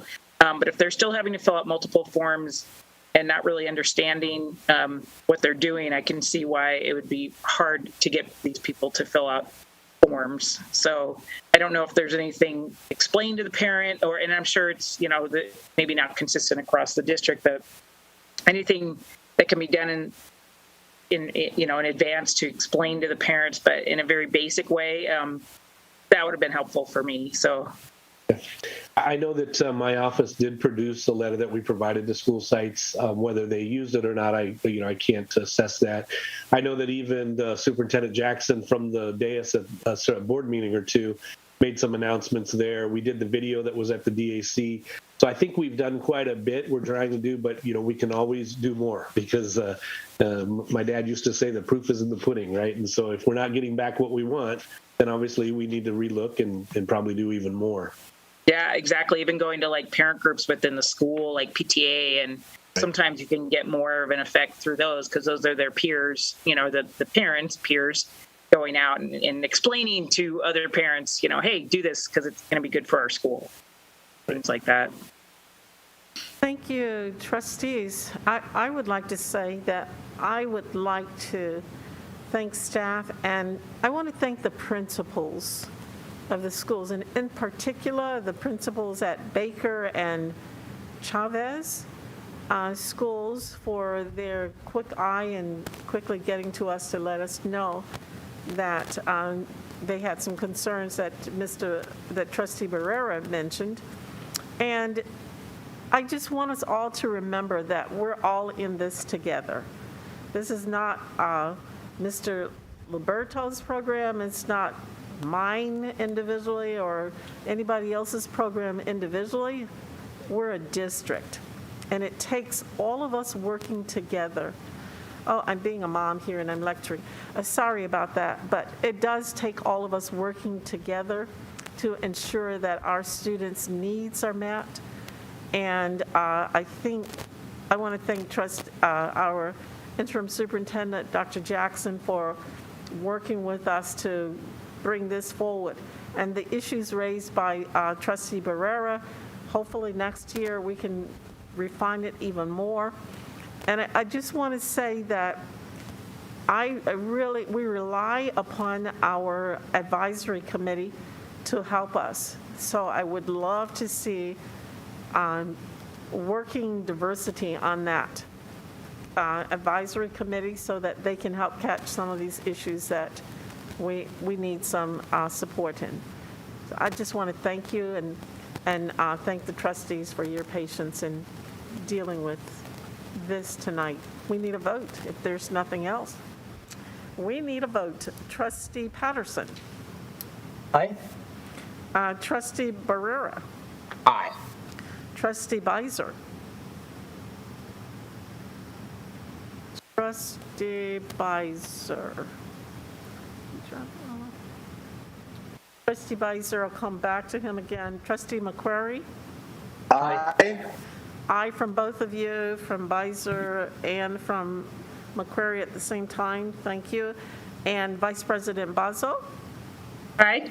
Aye, and yours truly has aye, Whitehurst Payne, so that makes it unanimous. And again, staff, thank you.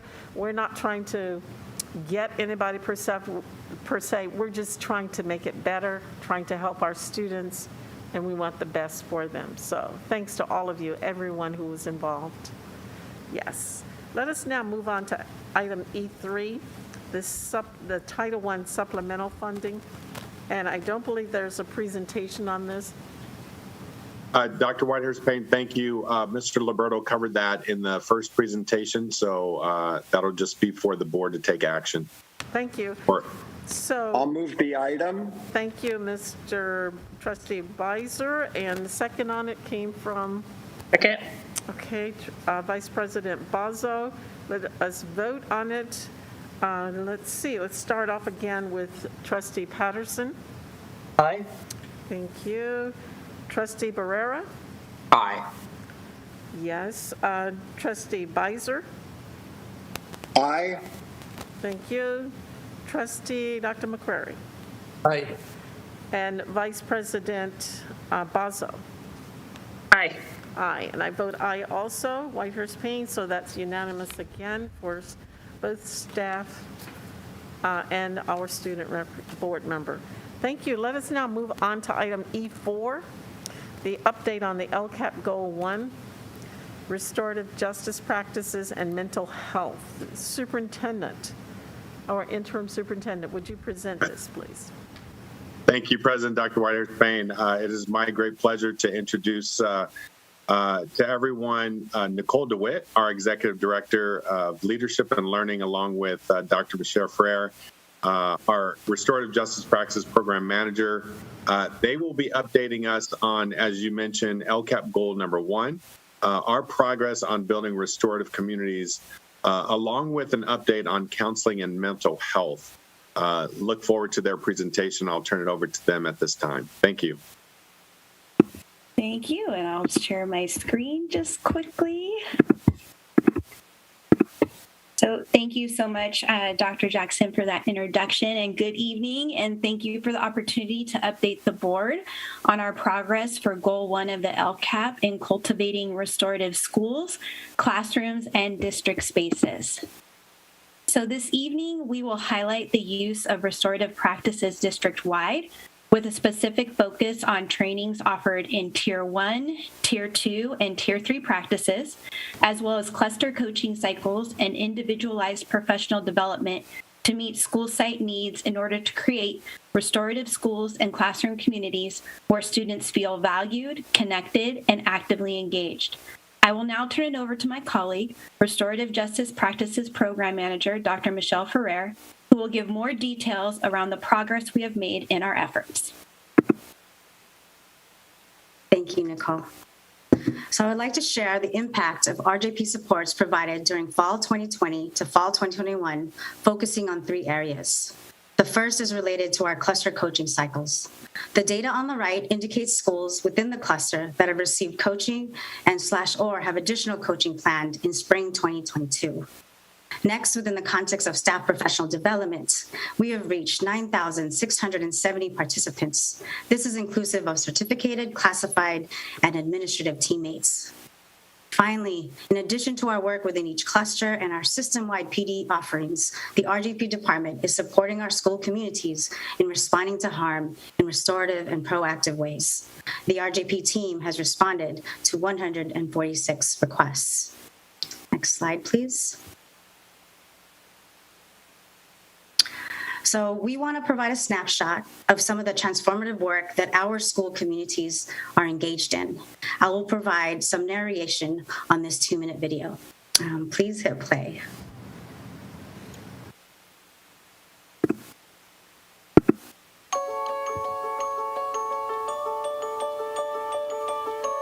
Our school communities are creating restorative spaces, setting high expectations, and giving a high level of support to our young people. Schools such as Knox Middle, Morse High, and Monroe Tech Middle are filling their RJ rooms with affirming messages and art. They are creating places where students and staff feel safe and seen. At Hoover and Lincoln High School, staff continue to grow the restorative work on their campus.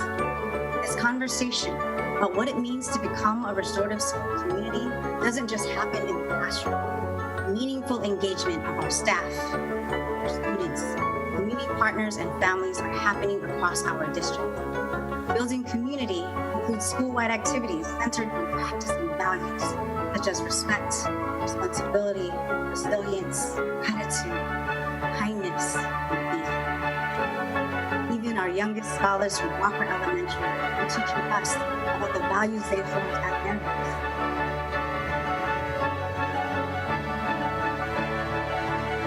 I want to particularly lift up Millennial Tech Middle and the school-wide activity they did with the ESS workers. It was moving to see how the MTM community came together to practice the values of the community. I want to close with honoring the restorative work being led by our young people. Knox Middle continues to nurture so many of our young scholars, developing restorative circle leaders who lead community building circles across campus. The RJP department is now supporting more schools to grow their own RJP leadership programs. Schools such as Baker Elementary, Park Middle, Roosevelt Middle, Alba, American 8, half middle.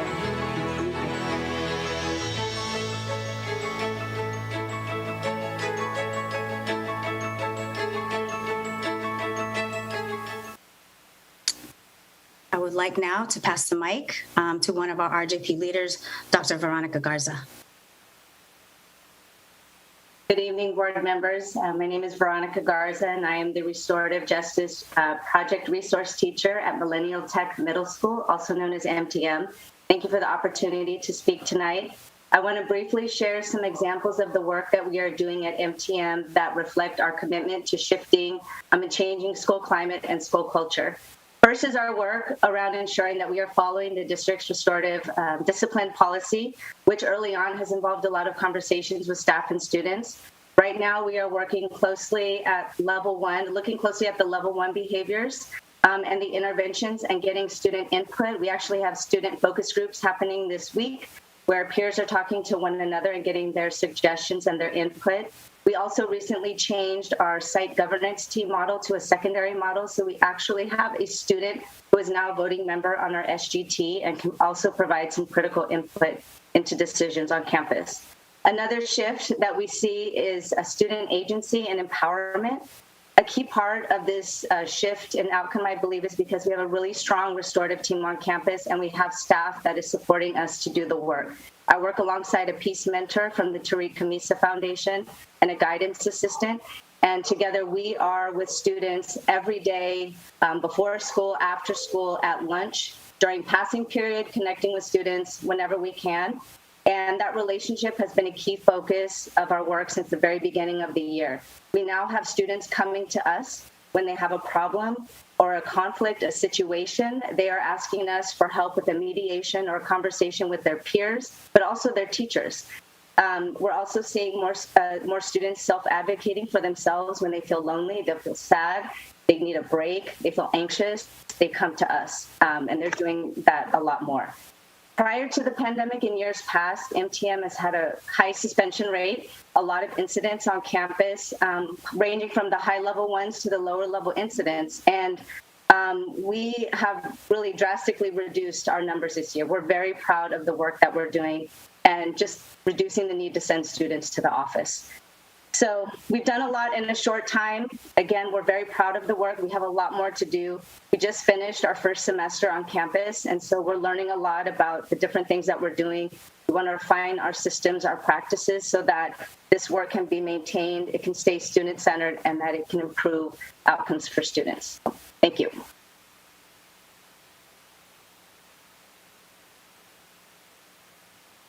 Thank you, Dr. Garza, for sharing the impact that restorative justice practices has at your school site. On this slide, you will see a comparison of our behavior incident data pre-pandemic and for our current school year. One major shift that took place in the implementation of our restorative discipline policy was the removal of non-suspendable behaviors from our incident management system. Minor infractions such as chewing gum or food fights used to be logged in incident management, giving students a much longer history of incidents that attributed to biases and misconceptions about student behaviors. Here you can see that overall, the number of incidents reported dropped from 9,166 pre-pandemic to only 3,417 in our current school year. In addition, sites are utilizing the restorative response matrix to issue site-based interventions and alternative to suspension programs prior to issuing out-of-school suspensions. We currently have partnerships with the McAllister Institute and SAY San Diego to offer education-based programs for drug and alcohol use, as well as vaping, that allows students to learn about the harmful effects of substance use versus suspending them from school and missing out on valuable instructional time. Across the board, these efforts have led to dramatic decreases in the number of suspensions.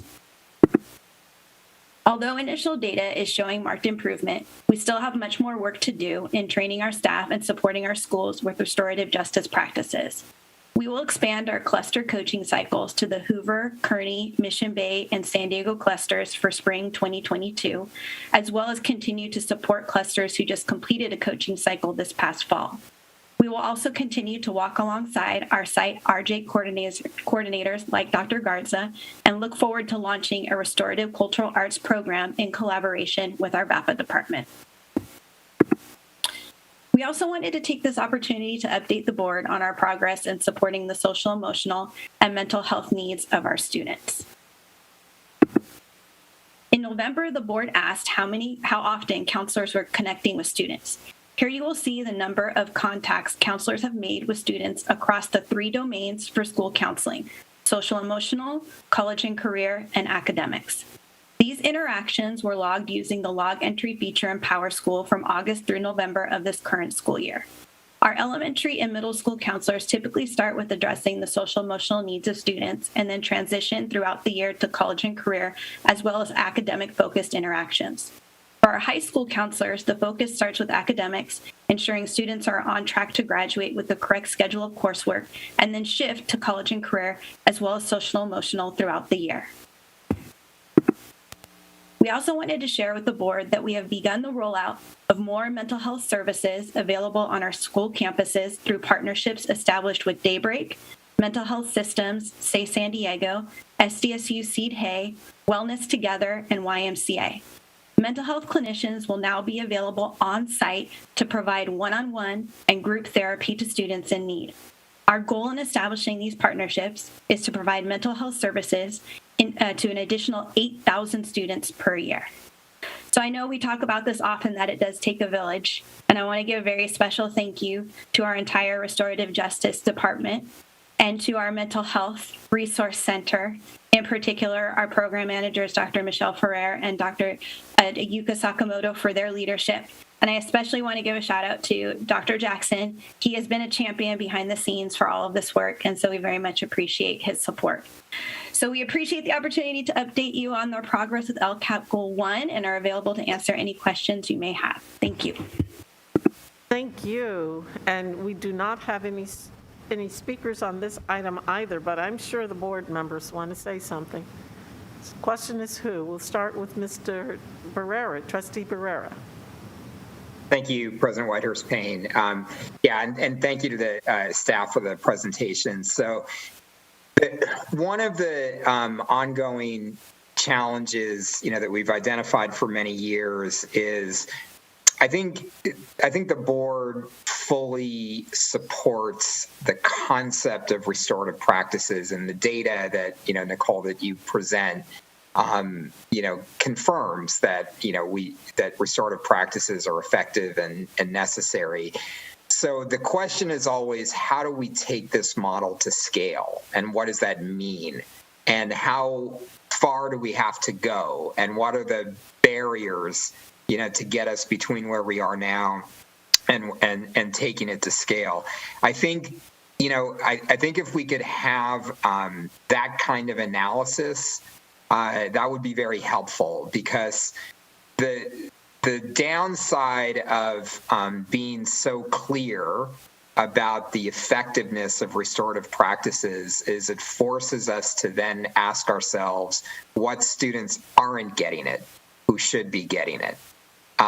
And that's, and so as a system, when we know, President Whitehurst-Payne and I had this conversation several years ago when we went to visit Fay Elementary School, and in that case, we were talking about the student-centered coaching work being done there. But it's when we get to a point that we know we have something that students need and we know we can deliver it, to then not deliver it to students in our district is something that we have to confront, and we've got to say to ourselves, what will it take to take this approach to scale? So my first comment is that, and how do we create a picture for ourselves of what taking restorative practices to scale would mean? And then I've got a couple of other questions, but I'll start with that question. Oh, thank you for that. So we actually initially with the LCAP Goal 1 presented a multi-year plan. So as I mentioned, our focus is on those cluster coaching cycles. So we started those coaching cycles this past spring, continued it this fall, and we'll continue it through next fall. So the expectation is that by next fall, all of the clusters will have been able to participate in that cluster coaching cycle. In addition to that, as part of that work with the clusters themselves, we have developed our restorative parenting webinar series and a really big focus on our youth leadership program. So these are all different components as we work together with the cluster to identify the cluster's specific needs of where they would like to go with this work. And again, as mentioned, just because you finished a cluster coaching cycle doesn't mean you don't continue to get support. And so schools and clusters that have already gone through that coaching cycle, who have already experienced some of that professional development, we still continue to be in close communication with them to make sure that we're addressing any needs that may come up after the fact. But again, it is a coaching model. So the hope is that you're delivering this coaching so that you can build up the capacity of the staff to be able to carry on this work, even when you're not part of that intensive coaching cycle. Yeah, no, exactly, Nicole, and I really appreciate that. And again, it's so I think what we're almost trained to do in the public education system, because of the what we've dealt with funding for so many years, is we start with, we know what works, or we learn what works, and then we say what resources do we have. And then how do we then, do what works to the extent that we've got resources to provide that? And I think the question that we should always be asking ourselves is, if we know what works, what would it take to do that for everyone, to do that for all students?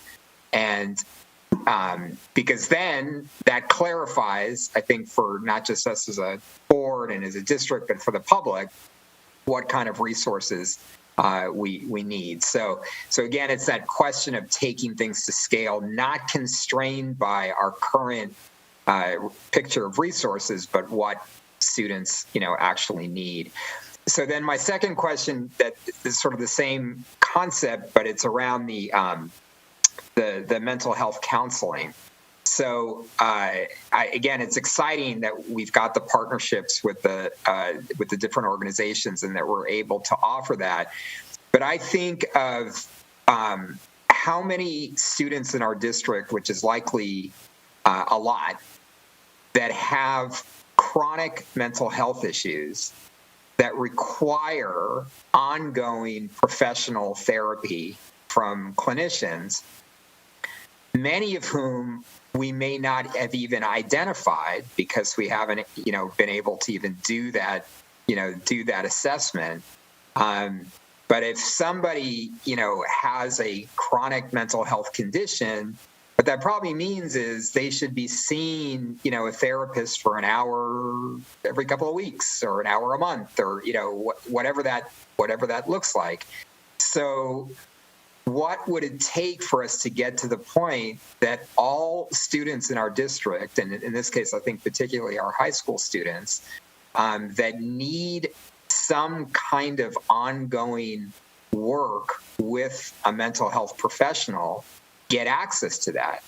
Because I think what happens is students whose families can afford to pay for that kind of access may get it, and students whose families can only get that access from it being part of what we offer as a public education system are probably not getting it, beyond what we're, able to do now, which is tremendous. So again, we've got the concept that our students need access, to mental health professionals, but it's not that our students blow up, and so right then in that moment, then we go and spend a little time with the therapist. It's that we've got ongoing need for therapy that are, that we have to be able to meet. So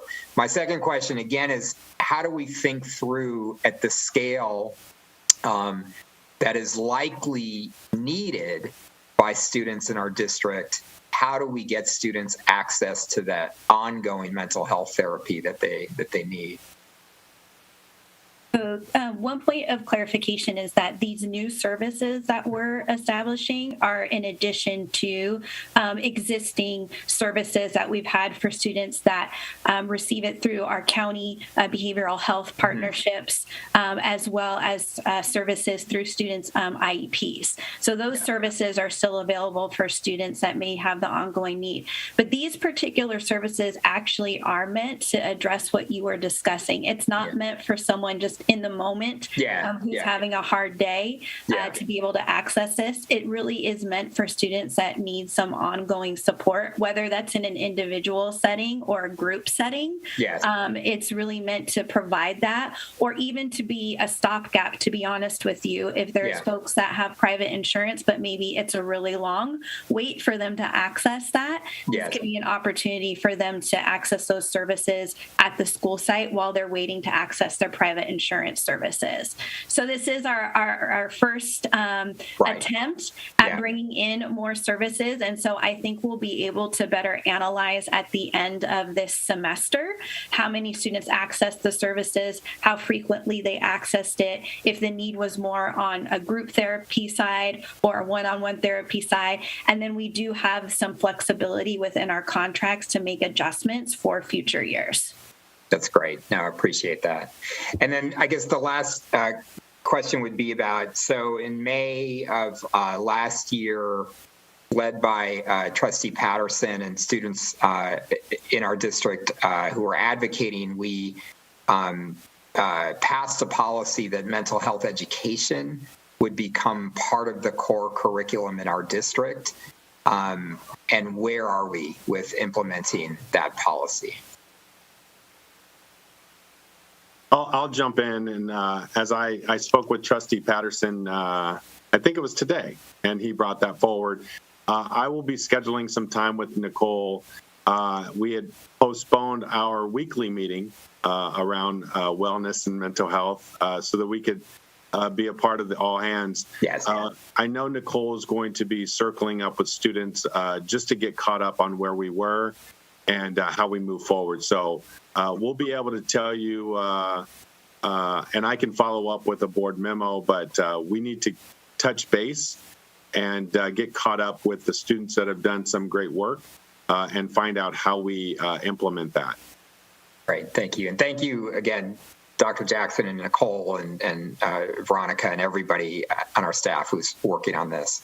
Thank you. Thank you, Trustee Barrera. And real quick, I just want to say thank you to Nicole. She's announced to everyone and celebrated, but she also needs to be lifted up for leading this work in such a short period of time. Thank you, Nicole. Thank you. Trustee Bozzo, Vice President. Thank you. Also, I appreciate all the work that you've put into this, Nicole, and all the staff. I wanted to just examine more closely the role of the community partnerships that we've had, because I think it looks like we have done some of that, but I think based on what Trustee Barrera was saying, to bring this, to full scale in the district, there's so many community partnerships that we could be doing, and I think that would help lessen our, how much we're, money and staff time and everything that we're utilizing by really involving the community partnerships as much as possible. A few weeks ago, I met with the Boys to Men group with Steve Elizondo's area superintendent, and I knew a little bit about them, but they do fantastic work, and I know that they're already working in some of the schools, and they're a nonprofit group. I'm sure you might be familiar with them, but they go in and they basically mentor students, and it is almost like therapy sessions, but they also make it fun, and they have outings and do sporting events, and just being able to incorporate a group like that more. I'd like to see that in every school in the district. I mean, they're amazing. And one of the things that they shared with me is that there should really be a focus on middle school students, because if you and upper elementary, because that's kind of when some of the behavior that if you can stop before it gets to the high school level, some of the more disruptive behavior. And I don't know if you guys have looked into that or ways to really focus on some of the, I'm talking more about the restorative justice piece of this, but I thought that was interesting. I hadn't thought of that before, but they are really focused on targeting middle students before they get to the high school and trying to address some of those issues ahead of time. Yeah, absolutely. Thank you for that. So our youth leadership program that we do run through our restorative justice department actually does focus on those specific grade levels. So we do have youth programs where it actually trains the youth at the school sites to hold circles themselves, to be circle leaders. And we work specifically with our middle schools and with several of our elementary schools in those upper grade levels. So that is something that is part of that cluster coaching cycle. That we're also able to help assist school sites in building the capacity, not just of their staff, but of their students as well. Thank you. Great, thank you. Trustee Patterson? Thank you. I just wanted to start off by commenting on what Trustee Barrera said. One of the points, I think, before we even talk about site physicians and therapy and helping students is, first of all, recognizing, just building to contextualize, you have 14 to 15-year-olds, I think it's about 16.7% that face chronic depression, and it goes up to, I believe, 20.1% for 16 to 18. So it is extraordinarily high. I think a big piece when we talk about site physicians is identifying those students. And I think it calls for, we talk about we're always short on funds, right? School districts are always looking for funds to make this work. And I think it's a great time to highlight one of the bills that just came up in the legislature, SB 387, which is calling for 75% of classified staff to be trained in mental health first aid. And I think that speaks volumes to legislation that we need to look into supporting as a district and really putting ourselves out there and saying, as a large urban school district, as San Diego Unified, we see the value in this and we understand this is challenging to implement, but we know that mental health is a priority. And I was just in the Senate Ed Committee when it was passed, and Senator Portantino says, we can't wait any longer. And he goes, I'll keep bringing up this bill year after year because we can't lose more students. It's not acceptable. It's not good enough. And we know that we're centering this work. And I think as a district, when we look for ways to really push this forward, that starts with being able to identify these signs.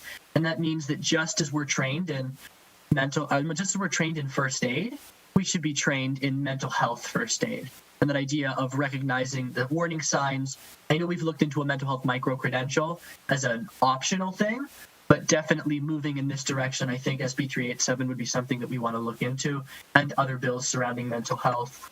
And then going to the restorative justice programs, I wanted to, once again, I remember engaging in some of these conversations a few years ago, and students talking about, a teacher walking into the class and saying, I got a fresh pile of referrals on my desk.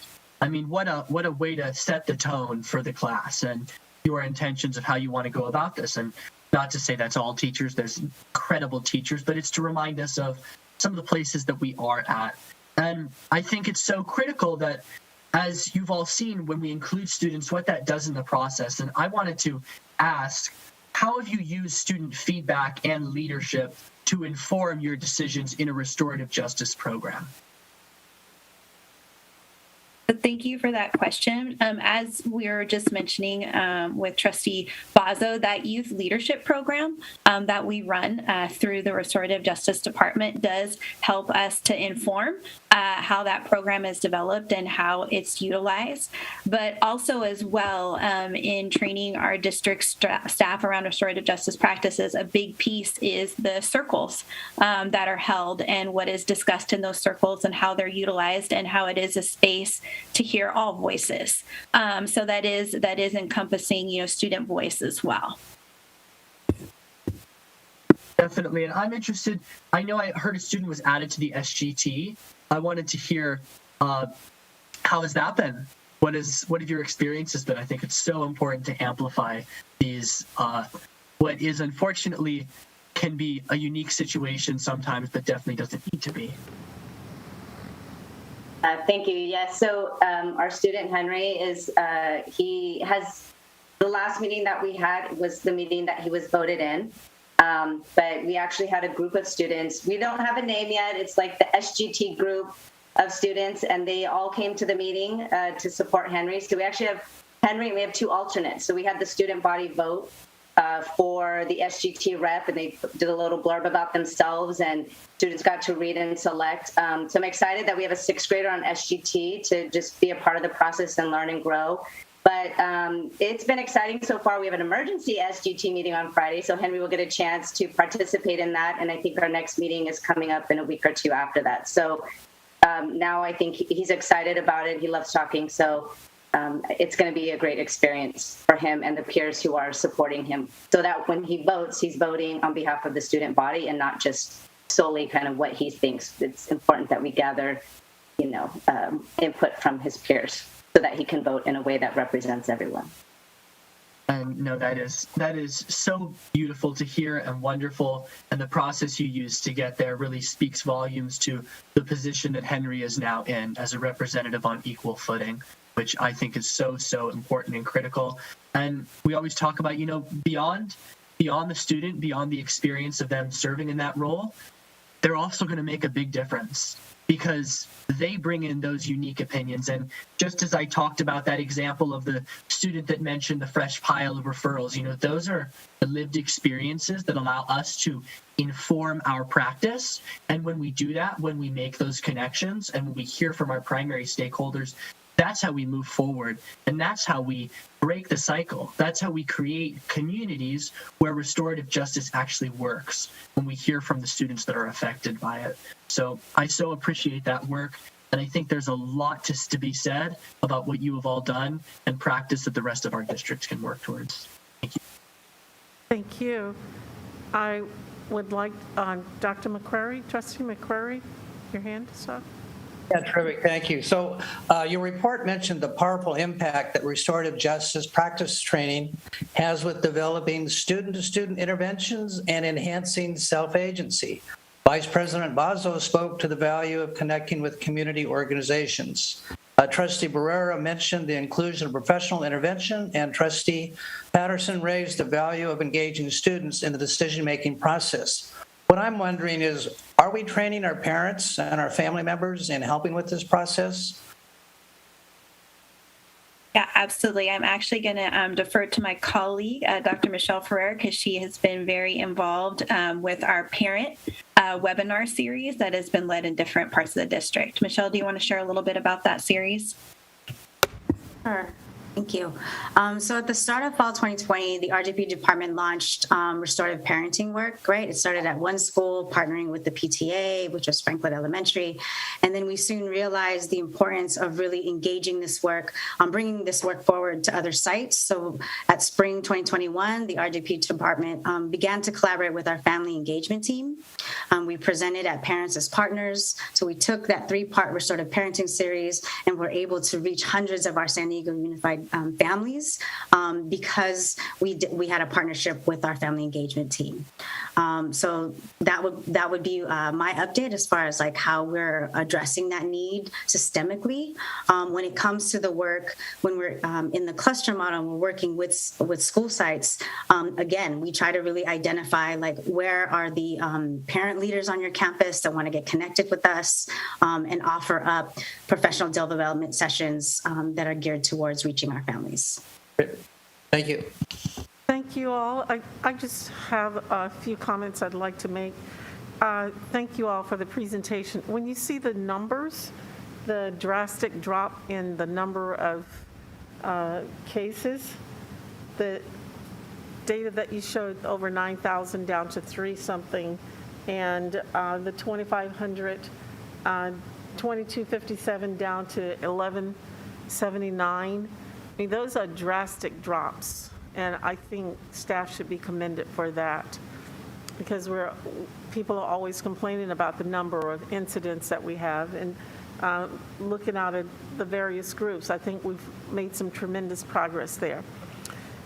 I'd also like to thank you for moving forward to get us some mental health folks on campus, because that's been a missing piece. I think I shared earlier that I was a CASA for at San Pasquale Academy, and almost all of the students there had mental health professionals, so they were right there on campus. So that support was built in, rather than for us not to have any support for our students.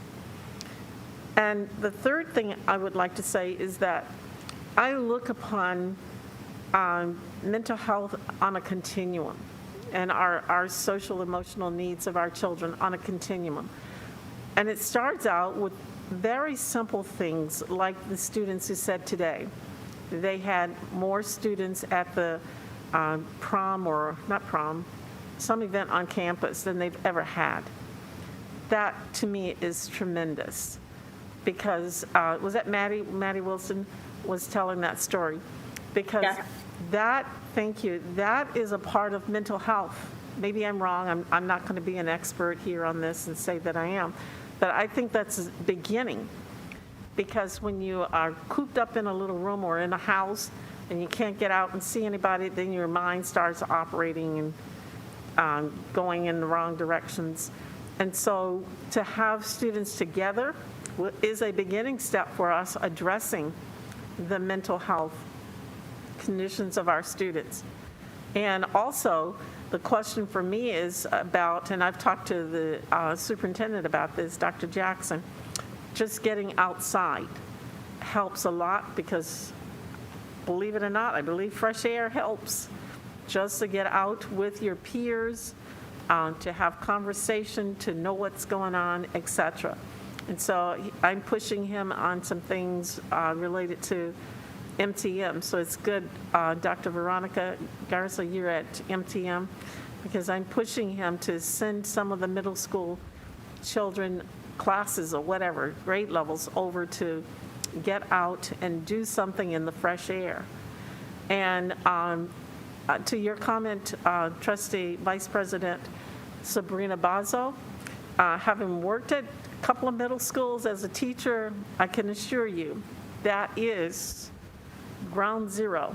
That is critical for us to deal with the middle schools, and I think we've looked at our expulsion data for this year, and so far, the preponderance of the evidence shows that at least 75% of our cases are coming through the middle level.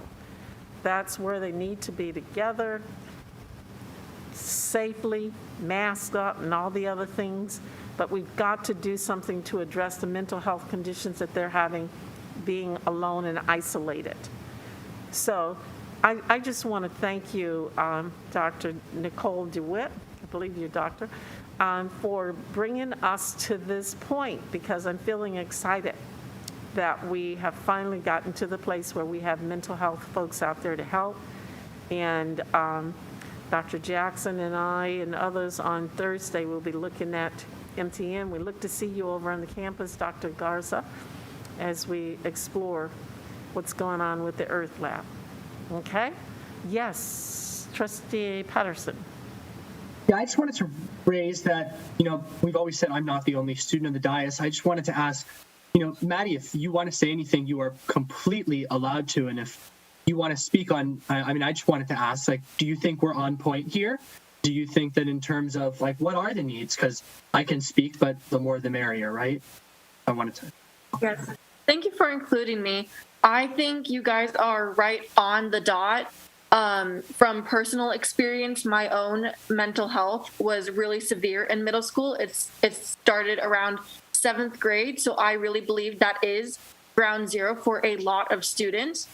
And I was lucky enough to have just enough resources to make it through, but I could have definitely had more. And I can't even put emphasis on it, on how crucial it is for the safety of our students, the safety of our environment, and to create our community. In 8th grade, I wrote a paper about this, about not having enough resources available for students. And I think we're getting on track to where we are starting to get enough resources for students. And I could talk about this for days, but I just feel so strongly passionate about mental health for students. Thank you. Wow, I want to thank Trustee Patterson for asking you to speak. I just acknowledge you, but to have you actually speak so passionately about it, I think you said it all. We don't need to talk, we just need to listen to what you have to say. And we will do our best, Trustee Barrera, to do what we can to help meet that need that you talked about.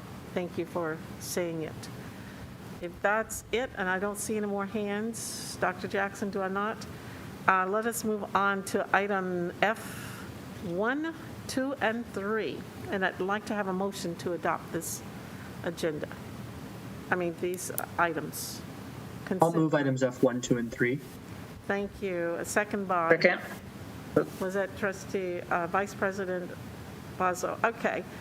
And before we vote on it, is there any discussion? No public comments? Any questions or comments? I just want to acknowledge beginning next week, we have National Black History Month. And I want to say that we have been attempting to discuss issues throughout the year, such as the Sessions, the Payne family and what happened over at the school in Pacific Beach, the recognition there. We've talked about various folks on and on and on, and we will want to continue to do that. And then hopefully we will look at I Am My Brother's Keeper or some program so that we're bringing something to folks' attention, maybe a read-along or something next week and for the month, so that we can at least keep that front and center before us. And with that, no other comments. Let's start with Trustee Patterson. Aye. Aye. Trustee Barrera. Aye. Trustee Beiser. Aye. Thank you. Trustee McCrary. Aye. Trustee Vice President Bazo. Aye. And I for myself, so that passes unanimously. And I want to thank you all.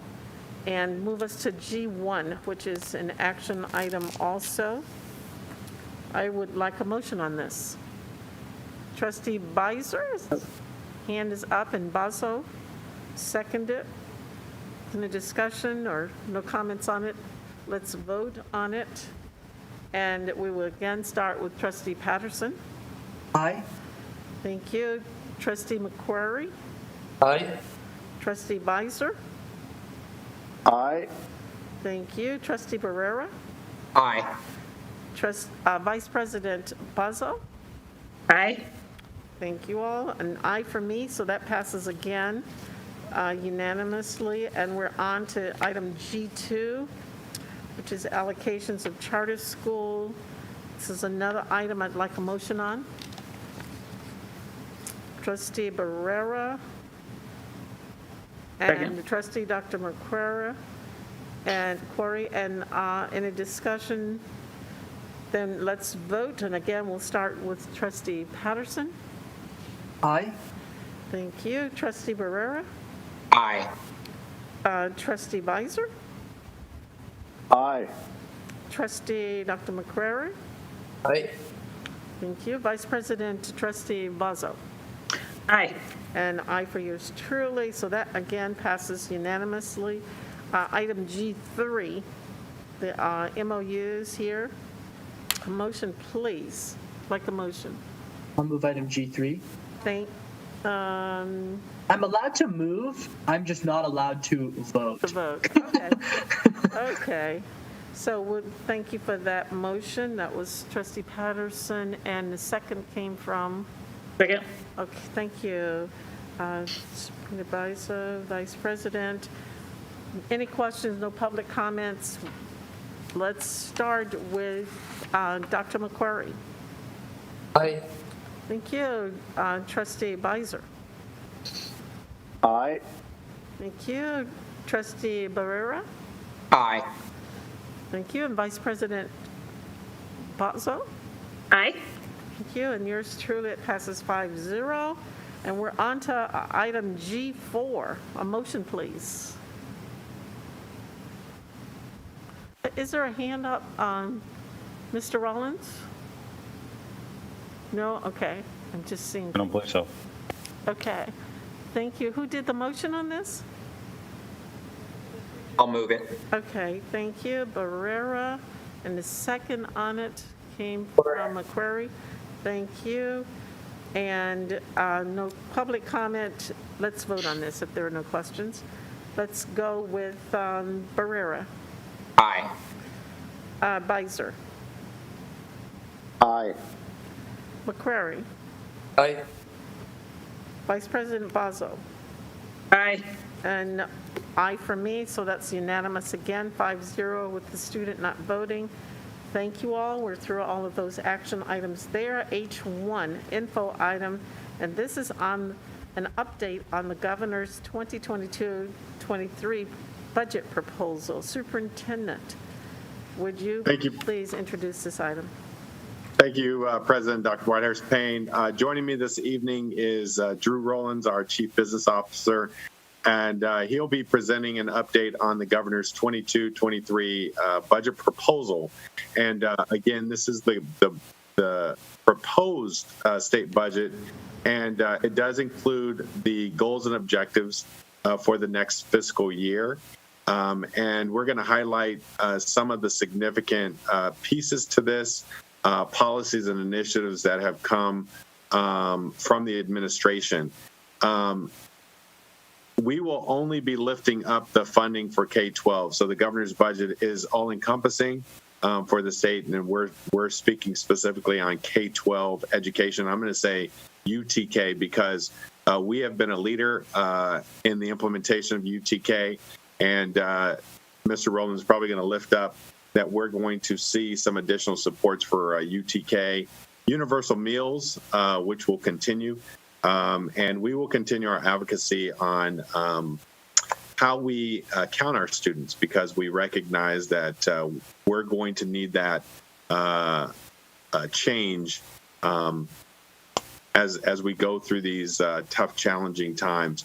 So I'm going to turn it over to Mr. Rollins, who's going to lift up some of the key components for our board at this point. All right. Thank you, Dr. Jackson. Good evening, everyone. As Dr. Jackson touched on, providing just a quick and brief update on the governor's 22-23 budget proposal that the governor released last Monday on January 10th, and just try to touch on a little bit of the potential impact it will have on our district. Next slide, please. Oh, you're there. I'm sorry. Got it. Good. Keep on moving, Mike. That's perfect. Stay right there. This is just a quick review of the state level timeline. As I mentioned, the governor delivers his proposed budget on January 10th. Trailer bills providing more details will come out, and hearings are held leading up to the point of a May revision to that same budget. And then the state is required to provide a balanced budget past that by June 15th. So, and then we see, the budget is again signed by June 30th. But that's just the big picture of where the state budget is heading. Next one, please, Mike. So what did we hear from the governor on the 10th? And it's certainly generally very good news for school districts. Here are some of the key points that were raised that were reviewed by Capital Advisors Group. At the highest level, the governor outlined the concerns that the state is seeing: COVID-19, climate crisis, homelessness, cost of living, and crime. But more specifically, the challenges that we as school districts are facing, again, as we all can imagine, those things such as COVID fatigue, staffing shortages, our attendance being unstable, all that's going wrapped around that. We all have been living it for the last 2 years. And then I'd just like to highlight as well that there's, it's just the beginning of this process and the true impact to our district, how it works out in dollars and cents to us, will still be revealed as still to come, and will be revealed as the state's budget process continues. Next slide, please, Mike. Here are some of the high points of the education budget priorities. It's somewhat of a broad spectrum. As the superintendent mentioned, I'll kind of highlight a few that in the coming slide that are of particular interest to us. Next one, please. Cost of living adjustment, or COLA. I think you can imagine the governor acknowledged the recent inflation the nation is experiencing, and the governor's budget proposes a 5.33 COLA, which is nearly double, or is more than double, what was originally in the plan, which was what we have built our estimates on up until that point of 2.48%. So a big change there. I would also point out, you'll see, for example, on this slide, COLA, and it has that number of $3.3 billion. That is obviously not money just for the district, but that's the state level budget of all that. The governor's budget also touched on declining enrollment. It's an issue across the state, and the governor's made an effort to address this. I do know anecdotally, when you look at our numbers in recent years, we're faring better than a lot of the urban districts. What the budget provides is an opportunity to use various methods, including averaging over the past 3 years, or the prior 3 years, to calculate our average daily attendance, which again drives much of our reimbursement. And then, as the superintendent also touched on, Universal Transitional Kindergarten, or UTK, another initiative that the governor has been pursuing, which provides that transitional kindergarten to 4-year-olds. This item talks about the additional staffing to reduce the student to adult ratio, but there's been other initiatives to, again, push this program and bring it forward. I think you're aware, and as Dr. Jackson alluded to, we're a leader in the state on this. We have 70 UTK classrooms this year across our district, and we'll continue to expand the program in next year and in the years to follow. So just again, wanted to highlight those. Next slide, please, Mike.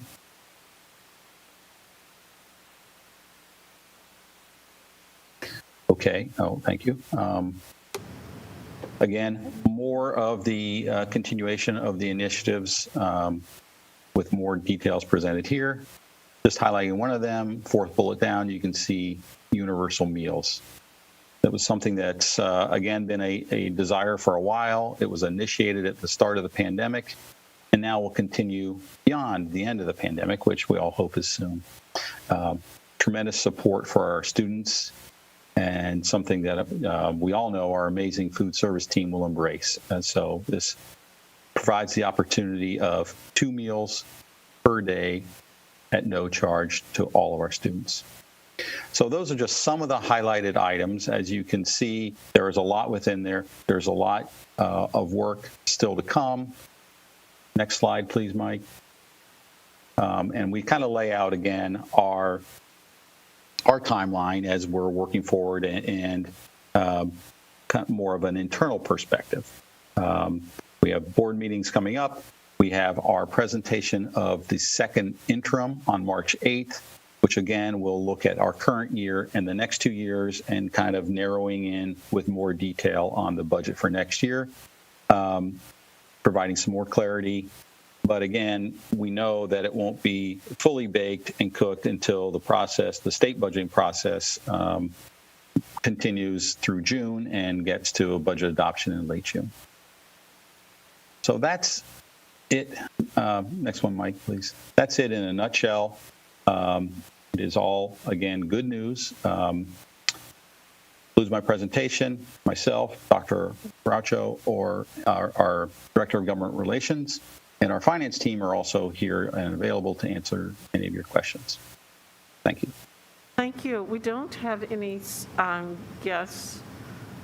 So, board members, do I see any hands? Vice President Sabrina Bozzo. Yeah, thank you for that report. That was very informative. Drew, I just had a question, and this is more probably because of being more of a new board member. Can you expand on what expanded learning opportunities programs includes? I wasn't really clear on that. Yes, certainly. So expanded learning opportunities, ELO, is some of that. If you think about all that summer work we did last summer, that's part of it. But also there's, and thank you for bringing this up because I probably should have touched on it more. But it is the initiative really to have more support for students during the day. That idea of being able to provide 9 hours of services to those students who need it, wrapped around the school day. So that's all built in there. So it's after school, before school, and summer school all together. But that's, again, one of the bigger initiatives with the state.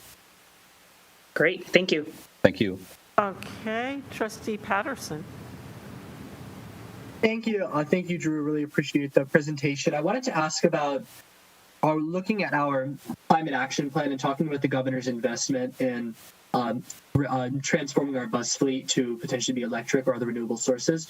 I wanted to ask, what does that look like in line with our own climate action plan? If you could speak on that a little bit and kind of the impact, I mean, how significant is it for us?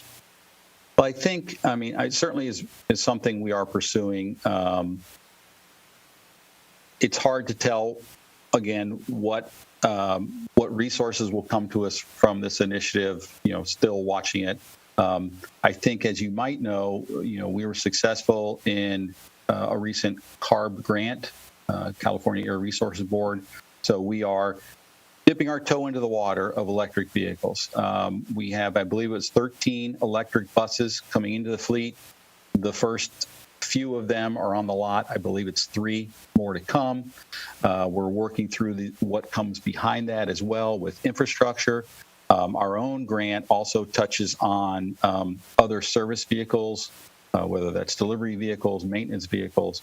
But we know that is a big contributor to our, to resolving the climate crisis and our contribution to that. So we're watching it.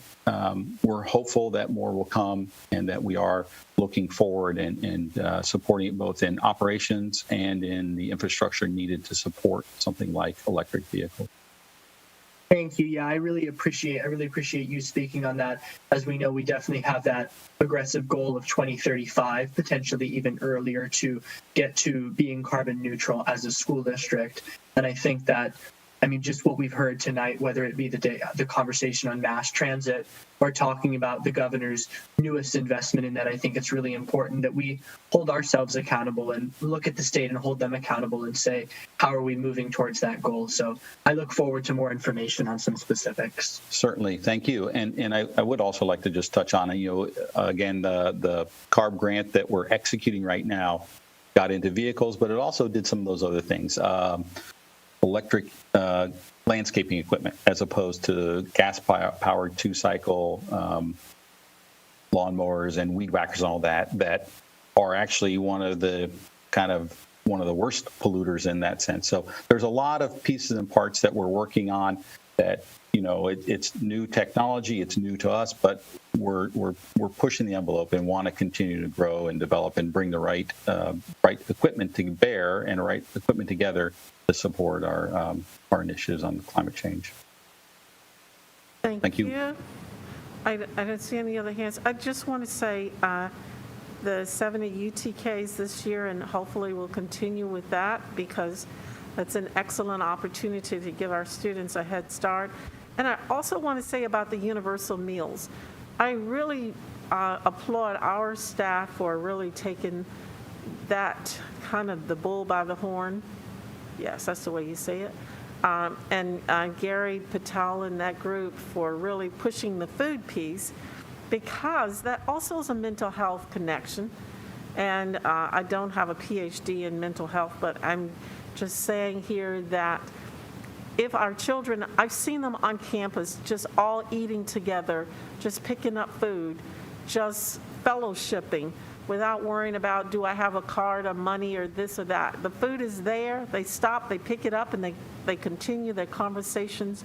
And I was very proud when I saw the students doing that. So I think President Biden and whoever else a right to feed all of our children. It's the least we can do as American citizens. And that's my political note for tonight. Item H2, let us vote on this item. It's the resolution of intent to grant permanent easement and right-of-way for electricity transmission and distribution facilities to SDG&E on portion of district-owned real property at Scripps Mesa Joint Occupancy Project site. I'd like a motion on that, please. Motion. Bazo and somebody else, was that McQuarrie? Yeah. Okay, so that's what we'll do with that one. No discussion on it, then let's have a vote on that. Let's start with Patterson. You can vote. Aye. Yes. Thank you. McQuarrie? Aye. Beiser? Aye. Thank you. Barrera? Aye. Vice President Bazo? Aye. And yours truly, aye, unanimous again, including student vote. H3, the Second Amendment to contracts here, the employment contract with interim superintendent of public education. I'd like a motion on this, please. So moved. That would be Beiser, and the second is Beiser, Bazo. Too many B's. Beiser and Bazos. Okay. No discussion on that. Let's start again with Patterson. Aye. Okay. McQuarrie? Aye. You, Beiser? Aye. Barrera? Aye. Bazo? Aye. And Whiters Payne, aye, unanimous again. Item H4, we heard the last time. I'd like to have a motion on this. So moved. Beiser, second. Barrera? Okay, no discussion on this item either. Let us go to Patterson first. Aye. Thank you. Barrera? Aye. Beiser? Aye. McQuarrie? Aye. Bazo? Aye. Whiters Payne, aye, unanimous again. And congratulations to San Diego High School. Thank you all. Thumbs up on that for them. And I'd like a single motion for the consent agenda. Basically, So moved. just that we will vote on these all together. We had no comments or requests. Second. So that's Beiser and Bazo. No discussion. And Patterson, yes. Aye. Thank you. Beiser. Aye. Barrera. Aye. McQuarrie. Aye. Bazo. Aye. Whiters Payne, aye. Unanimous again, and that takes us right to public participation for non-agenda public testimony, and we have 19 requests on file here. So that's 1 minute each for our speakers. I really want folks to line up and be ready to go. I'm going to help out just a little bit. Heather Laird, Erin Paola, Christina Fute, Linda Burton, and Star Lopez for the first 5 names. Are any of them ready? I'm here. Heather Laird is here. Thank you. 1 minute. Good evening. Yeah, good evening. Thank you for allowing me to speak again. This is the 4th consecutive board meeting I've spoken at. Today also marks the 17th week that my son has been without his teacher. Tomorrow is 120 days. I'm just a mom pleading with the board and the superintendent to act. This Friday, Dr. Whitehurst Payne visited our school, and it was the very first time that we felt heard. Thank you so much for doing that. That being said, there seems to be no accountability or oversight of the quality assurance investigation process. On December 17th, I was told that the investigation was in its final stages. That was more than a month ago. With the exception of Dr. Whitehurst Payne, the inaction of this body has proven how little you care about the education of these 23 kids. Please ask yourself as a parent, if your child is in this class, wouldn't you be outraged? Wouldn't you want answers? Wouldn't you want someone to be accountable? We have been reasonable and patient, but the district has displayed nothing but ineptitude. These are foundational years for my son's education. First, no kindergarten, and now no first grade teacher. I'm going to keep showing up here until something gets done. Please, for his sake. Thank you. Erin Pola. Hi, good evening. And again, thank you. Sorry, did you go off? Hello, can you hear me? Yes. Hi, thank you, President Whitehurst Payne, for visiting our school. It's been 4 months. We believe, like you showed, leadership and leading by example. We believe Senora O'Brien is this wonderful teacher. Our children adored her. First grade, our school district is expecting our students to grow 6 levels to stay up with reading. Our students didn't attend kindergarten. Naturally, now they're here in this position without a teacher, and it's devastating to see what this is doing to them. It's devastating to talk to other parents in other classrooms at our school. It's just absolutely ridiculous that you can keep a district open, but we cannot put a teacher back into a classroom for an incident that happened over 4 months ago. I cannot imagine how Senora O'Brien feels just sending her child to college. I can't imagine doing this to a teacher. It shocks me that there's a teacher shortage, but it doesn't shock me when I see this situation happening to my child. It's just devastating. Thank you. Thank you. Christina? Yes, thank you. Christina Fight. This is my second consecutive board meeting attendance, speaking on behalf of Senora O'Brien. My child is not in her class currently this year, but was last year. I can speak highly of her character, and I know that the pain the parents are going through right now, not having a high-quality teacher there on site, it's even harder because this is a Spanish immersion school, and substitute teachers and filling in teachers is even more difficult during this time.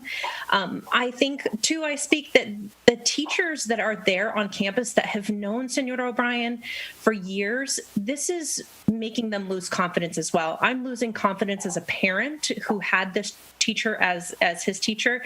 I'm losing confidence that the teachers around are not having this resolved and wondering what might happen to them if given the same situation. It seems like this has gone on long enough and should have been resolved. And we need to see some continuity in our school and having her return, not just for the students that are there in her class, but also for the other teachers and for students like mine who get reassurance from seeing teachers who have invested in them return visible around campus. Thank you very much. Linda Burton. Yes, can you hear me? Yes, thank you. Okay, I'm honored and privileged to be the substitute for this class, and I can tell you that I just listened to a long discourse on mental and emotional health. The children in this class are going downhill, and only because they want their teacher back. They ask me every single day, and I can give them no answers as to why is she gone? Why won't she come back? Doesn't she love us? Doesn't she care about us? With tears in their eyes and often in mine. I feel like I can speak for all of the students, staff, parents, teachers, administrators, and community members of this school because I have a very long history with this school. And there is not a single person in any of those groups that has ever had a negative thing to say about Senora O'Brien.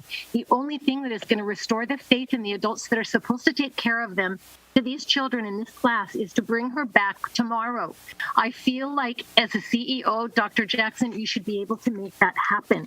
Until you hear something to the contrary, she is a fabulous teacher with an amazing work ethic whom has not been allowed to see her parents or students, but has collaborated with me over lessons painstakingly for hours going through their work. She knows them and needs to be here. Thank you. Star Lopez, por favor.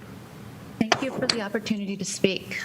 Senora O'Brien is an extraordinary teacher who truly went above and beyond to educate our son's first grade class last year. Virtual learning and speaking on camera via Zoom with his class caused nervousness, occasional tears, and our son's stuttering resurfaced. Senora O'Brien demonstrated the utmost patience, understanding, and kind-hearted communication with our son, providing him with a safe space in which to learn. His nervousness subsided, and both his confidence and smile grew.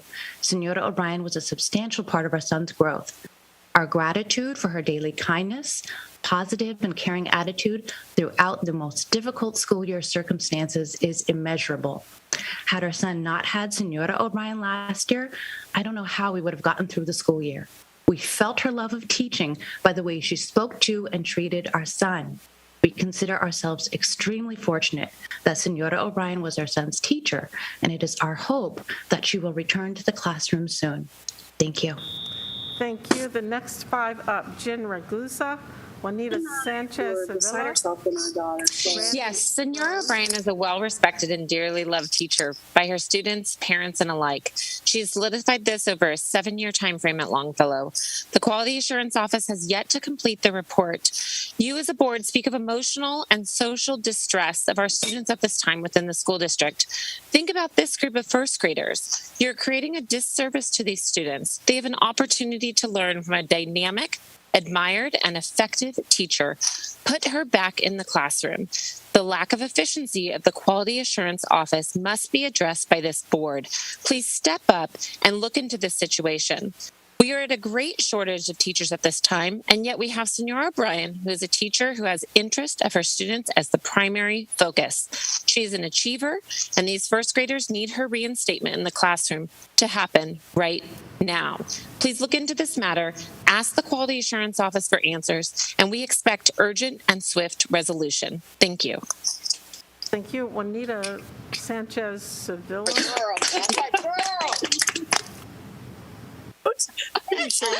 I don't know if I was on mute yet. I'm not sure. Ms. Stoltz, Ms. Stoltz, we have folks in the Zoom. Can we check that?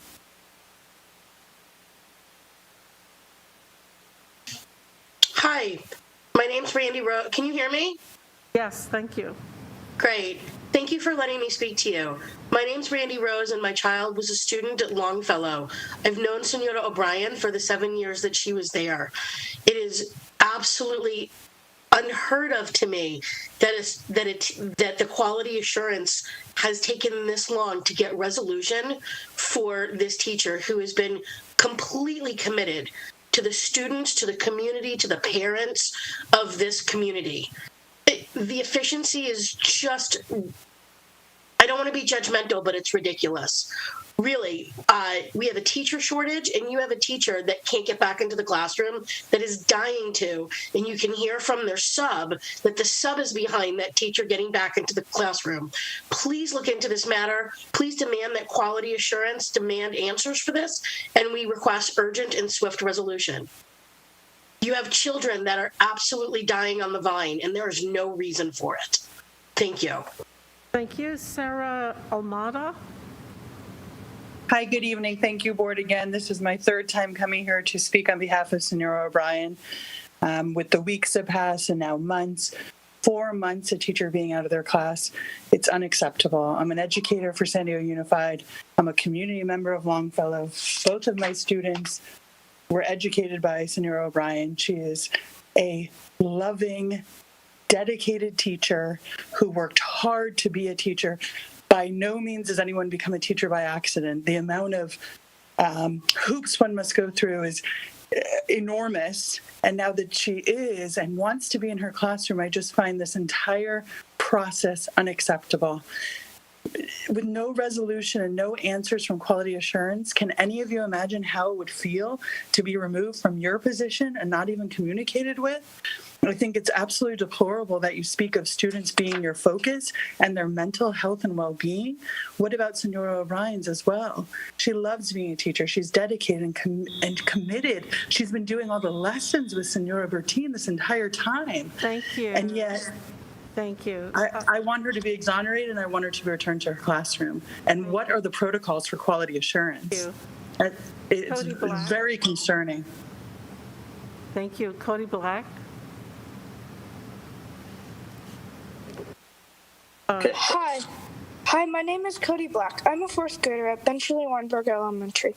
Why did the district ban dodgeball? I remember a few years ago when my classmates and I happily played dodgeball during our recess. Why did they take this away? It helped us build teamwork skills, physical activity, and learn physics. If you have these skills, you can make Earth a better place for the people around you. Dodgeball teaches you to work and thrive with the people around you. For example, you have to work with your team to get everyone on the other team out. You also have to develop a strategy with your teammate. One time, my friends and I came up with the strategy to all stand at the front of the court and try to catch the ball thrown at us. Finally, you have to communicate when you're playing dodgeball.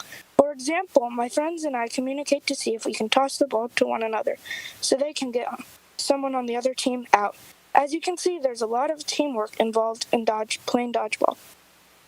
While playing dodgeball, you get physical activity by dodging, blocking, and throwing the ball.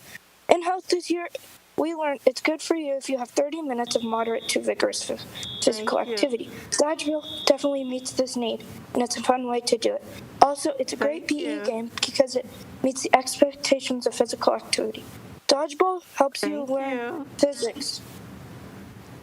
Let us move on to, I really want to thank the student for letting us know about dodgeball.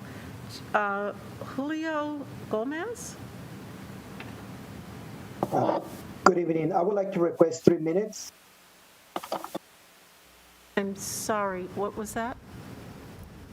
I would like to request 3 minutes. We have a time limit that we're giving everybody equally. Okay, thank you very much. Submit your document to us if you have something in writing, but you may give us a presentation for a minute, and then you can submit to us. Thank you. Thank you. Good evening. My name is Julio Gomez. I'm here tonight to voice the needs of the Contracts and Procurement Department as you begin budget planning for the 22-23 fiscal year. In 2017-18, our department saw for a reduction of 4 positions, which included a contracts manager and a contracts administration supervisor.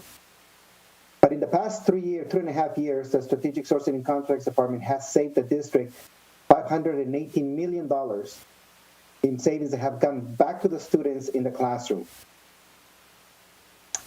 Also, 2019 to 2022, COVID has continued to bring additional contractual needs to the district, which the team that continues to get affected that has not been staffed for the past 3 years, supporting information technology contracts, leadership and learning, nursing and wellness, mental and health services, counseling and guidance, amongst other contracts. In addition, Governor Newsom's budgets for the 22-23 budget summary on special education, pages 38 and 39, is allocating $500 million for special education and mental health services, which is going to continue to bring more funding. Thank you, Mr. Gomez. If you will submit your document to us, we will read it. Thank you. Thank you. Liam Vahi Ferguson. Hi, can you hear us? Yes. Okay. Hi, thank you, members of the board, staff, and of San Diego Unified. I'm here in support of Senora O'Brien. Once again, doing the quick math, it's looking again like 75% of the speakers today are in support of Senora O'Brien. So, if nothing else, of course, it shows persistence and also shows great care for our kids. Same care that we hope you guys are willing to show for our kids. I don't have much to say, because frankly, everybody before me said it already. But I do have a special guest here that would like to say something. This is my daughter, Triana, who is in Senora O'Brien's class. Please bring Senora O'Brien back. We're not asking for favors, cutting corners. We're asking you to please help. We did it last week. We did it the week prior. We'll do it the following if we have to. Please, please, please help. Thank you. Thank you. Thank you. The student, gracias. Greg Gleason.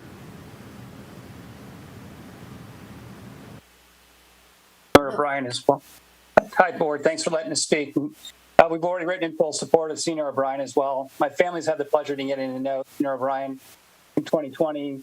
She was our son Andrew's first grade teacher. Senior O'Brien cares deeply about the quality of education and instruction, and she goes above and beyond, as everyone has said tonight, as a teacher, providing excellent lesson plans, instruction updates, etc. We just don't understand why she hasn't been reinstated at this point. And for the sake of her current class, we hope she's reinstated immediately. As we all know, we have a teacher shortage, and a great teacher sitting on the sideline just makes no sense. The children in the school are missing out each day she's not in the classroom, and we implore you to do the right thing. Put this great teacher back to work. Thank you very much. Thank you. Sabrina Scott.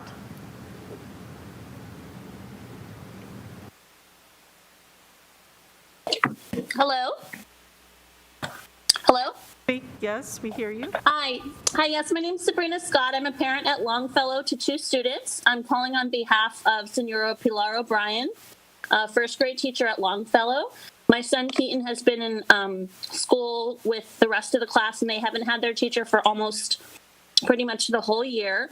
So we're asking her to come back, and we really appreciate that you came out, President, to meet with Senora Burton and see what's going on. I really appreciate that move forward. And then Keaton would just like to say something. Go ahead, baby. Okay, he's shy again, but thank you so much, Triana, for saying something. Thank you for coming. Jennifer. Good job, dodgeball kid. Jennifer Ragusa? Oh, she did. Okay, duplicate. All right, Vanessa Pedraza.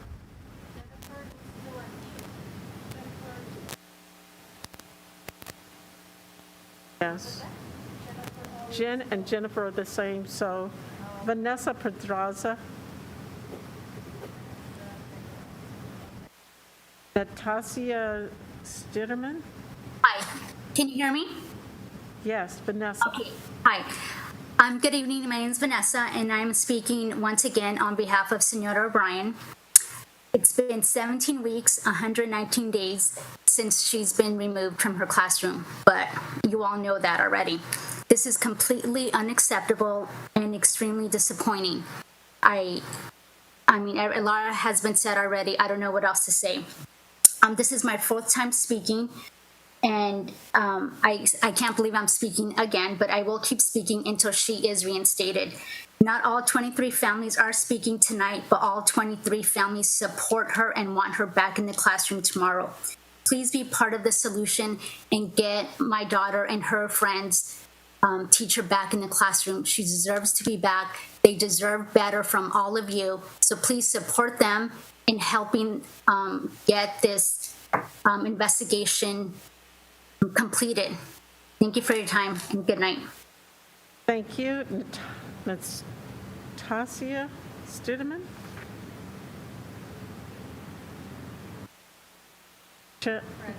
Chana E. And Melissa Romero. Okay. Yes. Hello. Hi. Regarding State Senator Pan's Senate bill he introduced, Mr. Barrera, now I wonder if you have ever in the past, currently, or have you been promised any future pharmaceutical donations to your school board reelection campaign? 2, since when did the home test become the be-all and end-all, informing all of us when we are contagious and when we are not contagious? Does the district have the well-researched documentation that these home tests are that reliable? Here you go. My nephew took 2 Binacs, tested positive. Then he took 2 of the San Diego Unified issued tests the same day and tested negative. 3, if you're going to continue to allow this mask charade, then let's have all staff and students pull their mask down when they're taking a bite and then pull their masks back up while they're chewing food, all while they eat outside.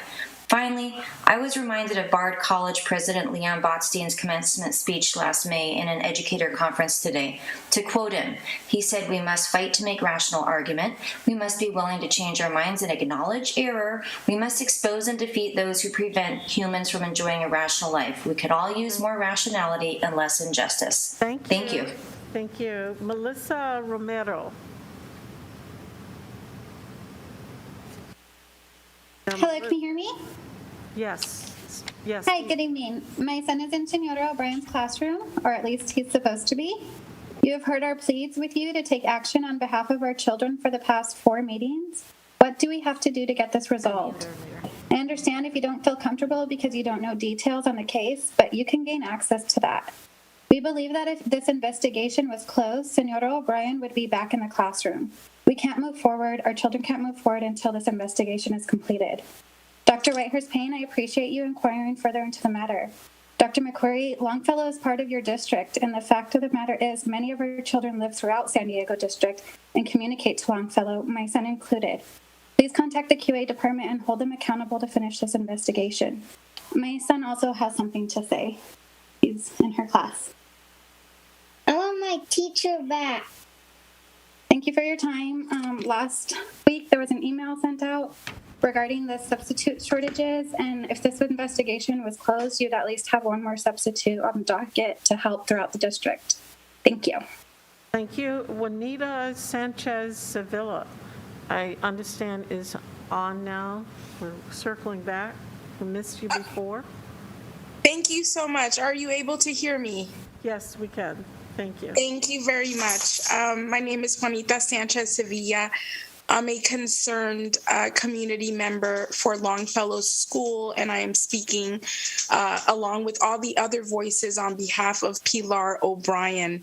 I have addressed the board before for this same issue, and I'm hoping that the pleas of these young voices that have spoken tonight really soften your heart. They've been wanting their teacher back in the classroom for months, and we are not sure what the holdup is with the investigation not being completed, but I join the voices of my fellow community members to implore you to please put an end to this investigation and have Pilar O'Brien return to her classroom as soon as possible. Thank you so much. Thank you. I want to thank all of you for providing your comments to the board and superintendent today. We appreciate your input, and please know that your perspectives help us to better serve our students, parents, and the community. This concludes the agendized business of the board. We have a special board governance meeting on next Tuesday, February 1st at 4:30, and then the next regular meeting will be held on Tuesday, February 8th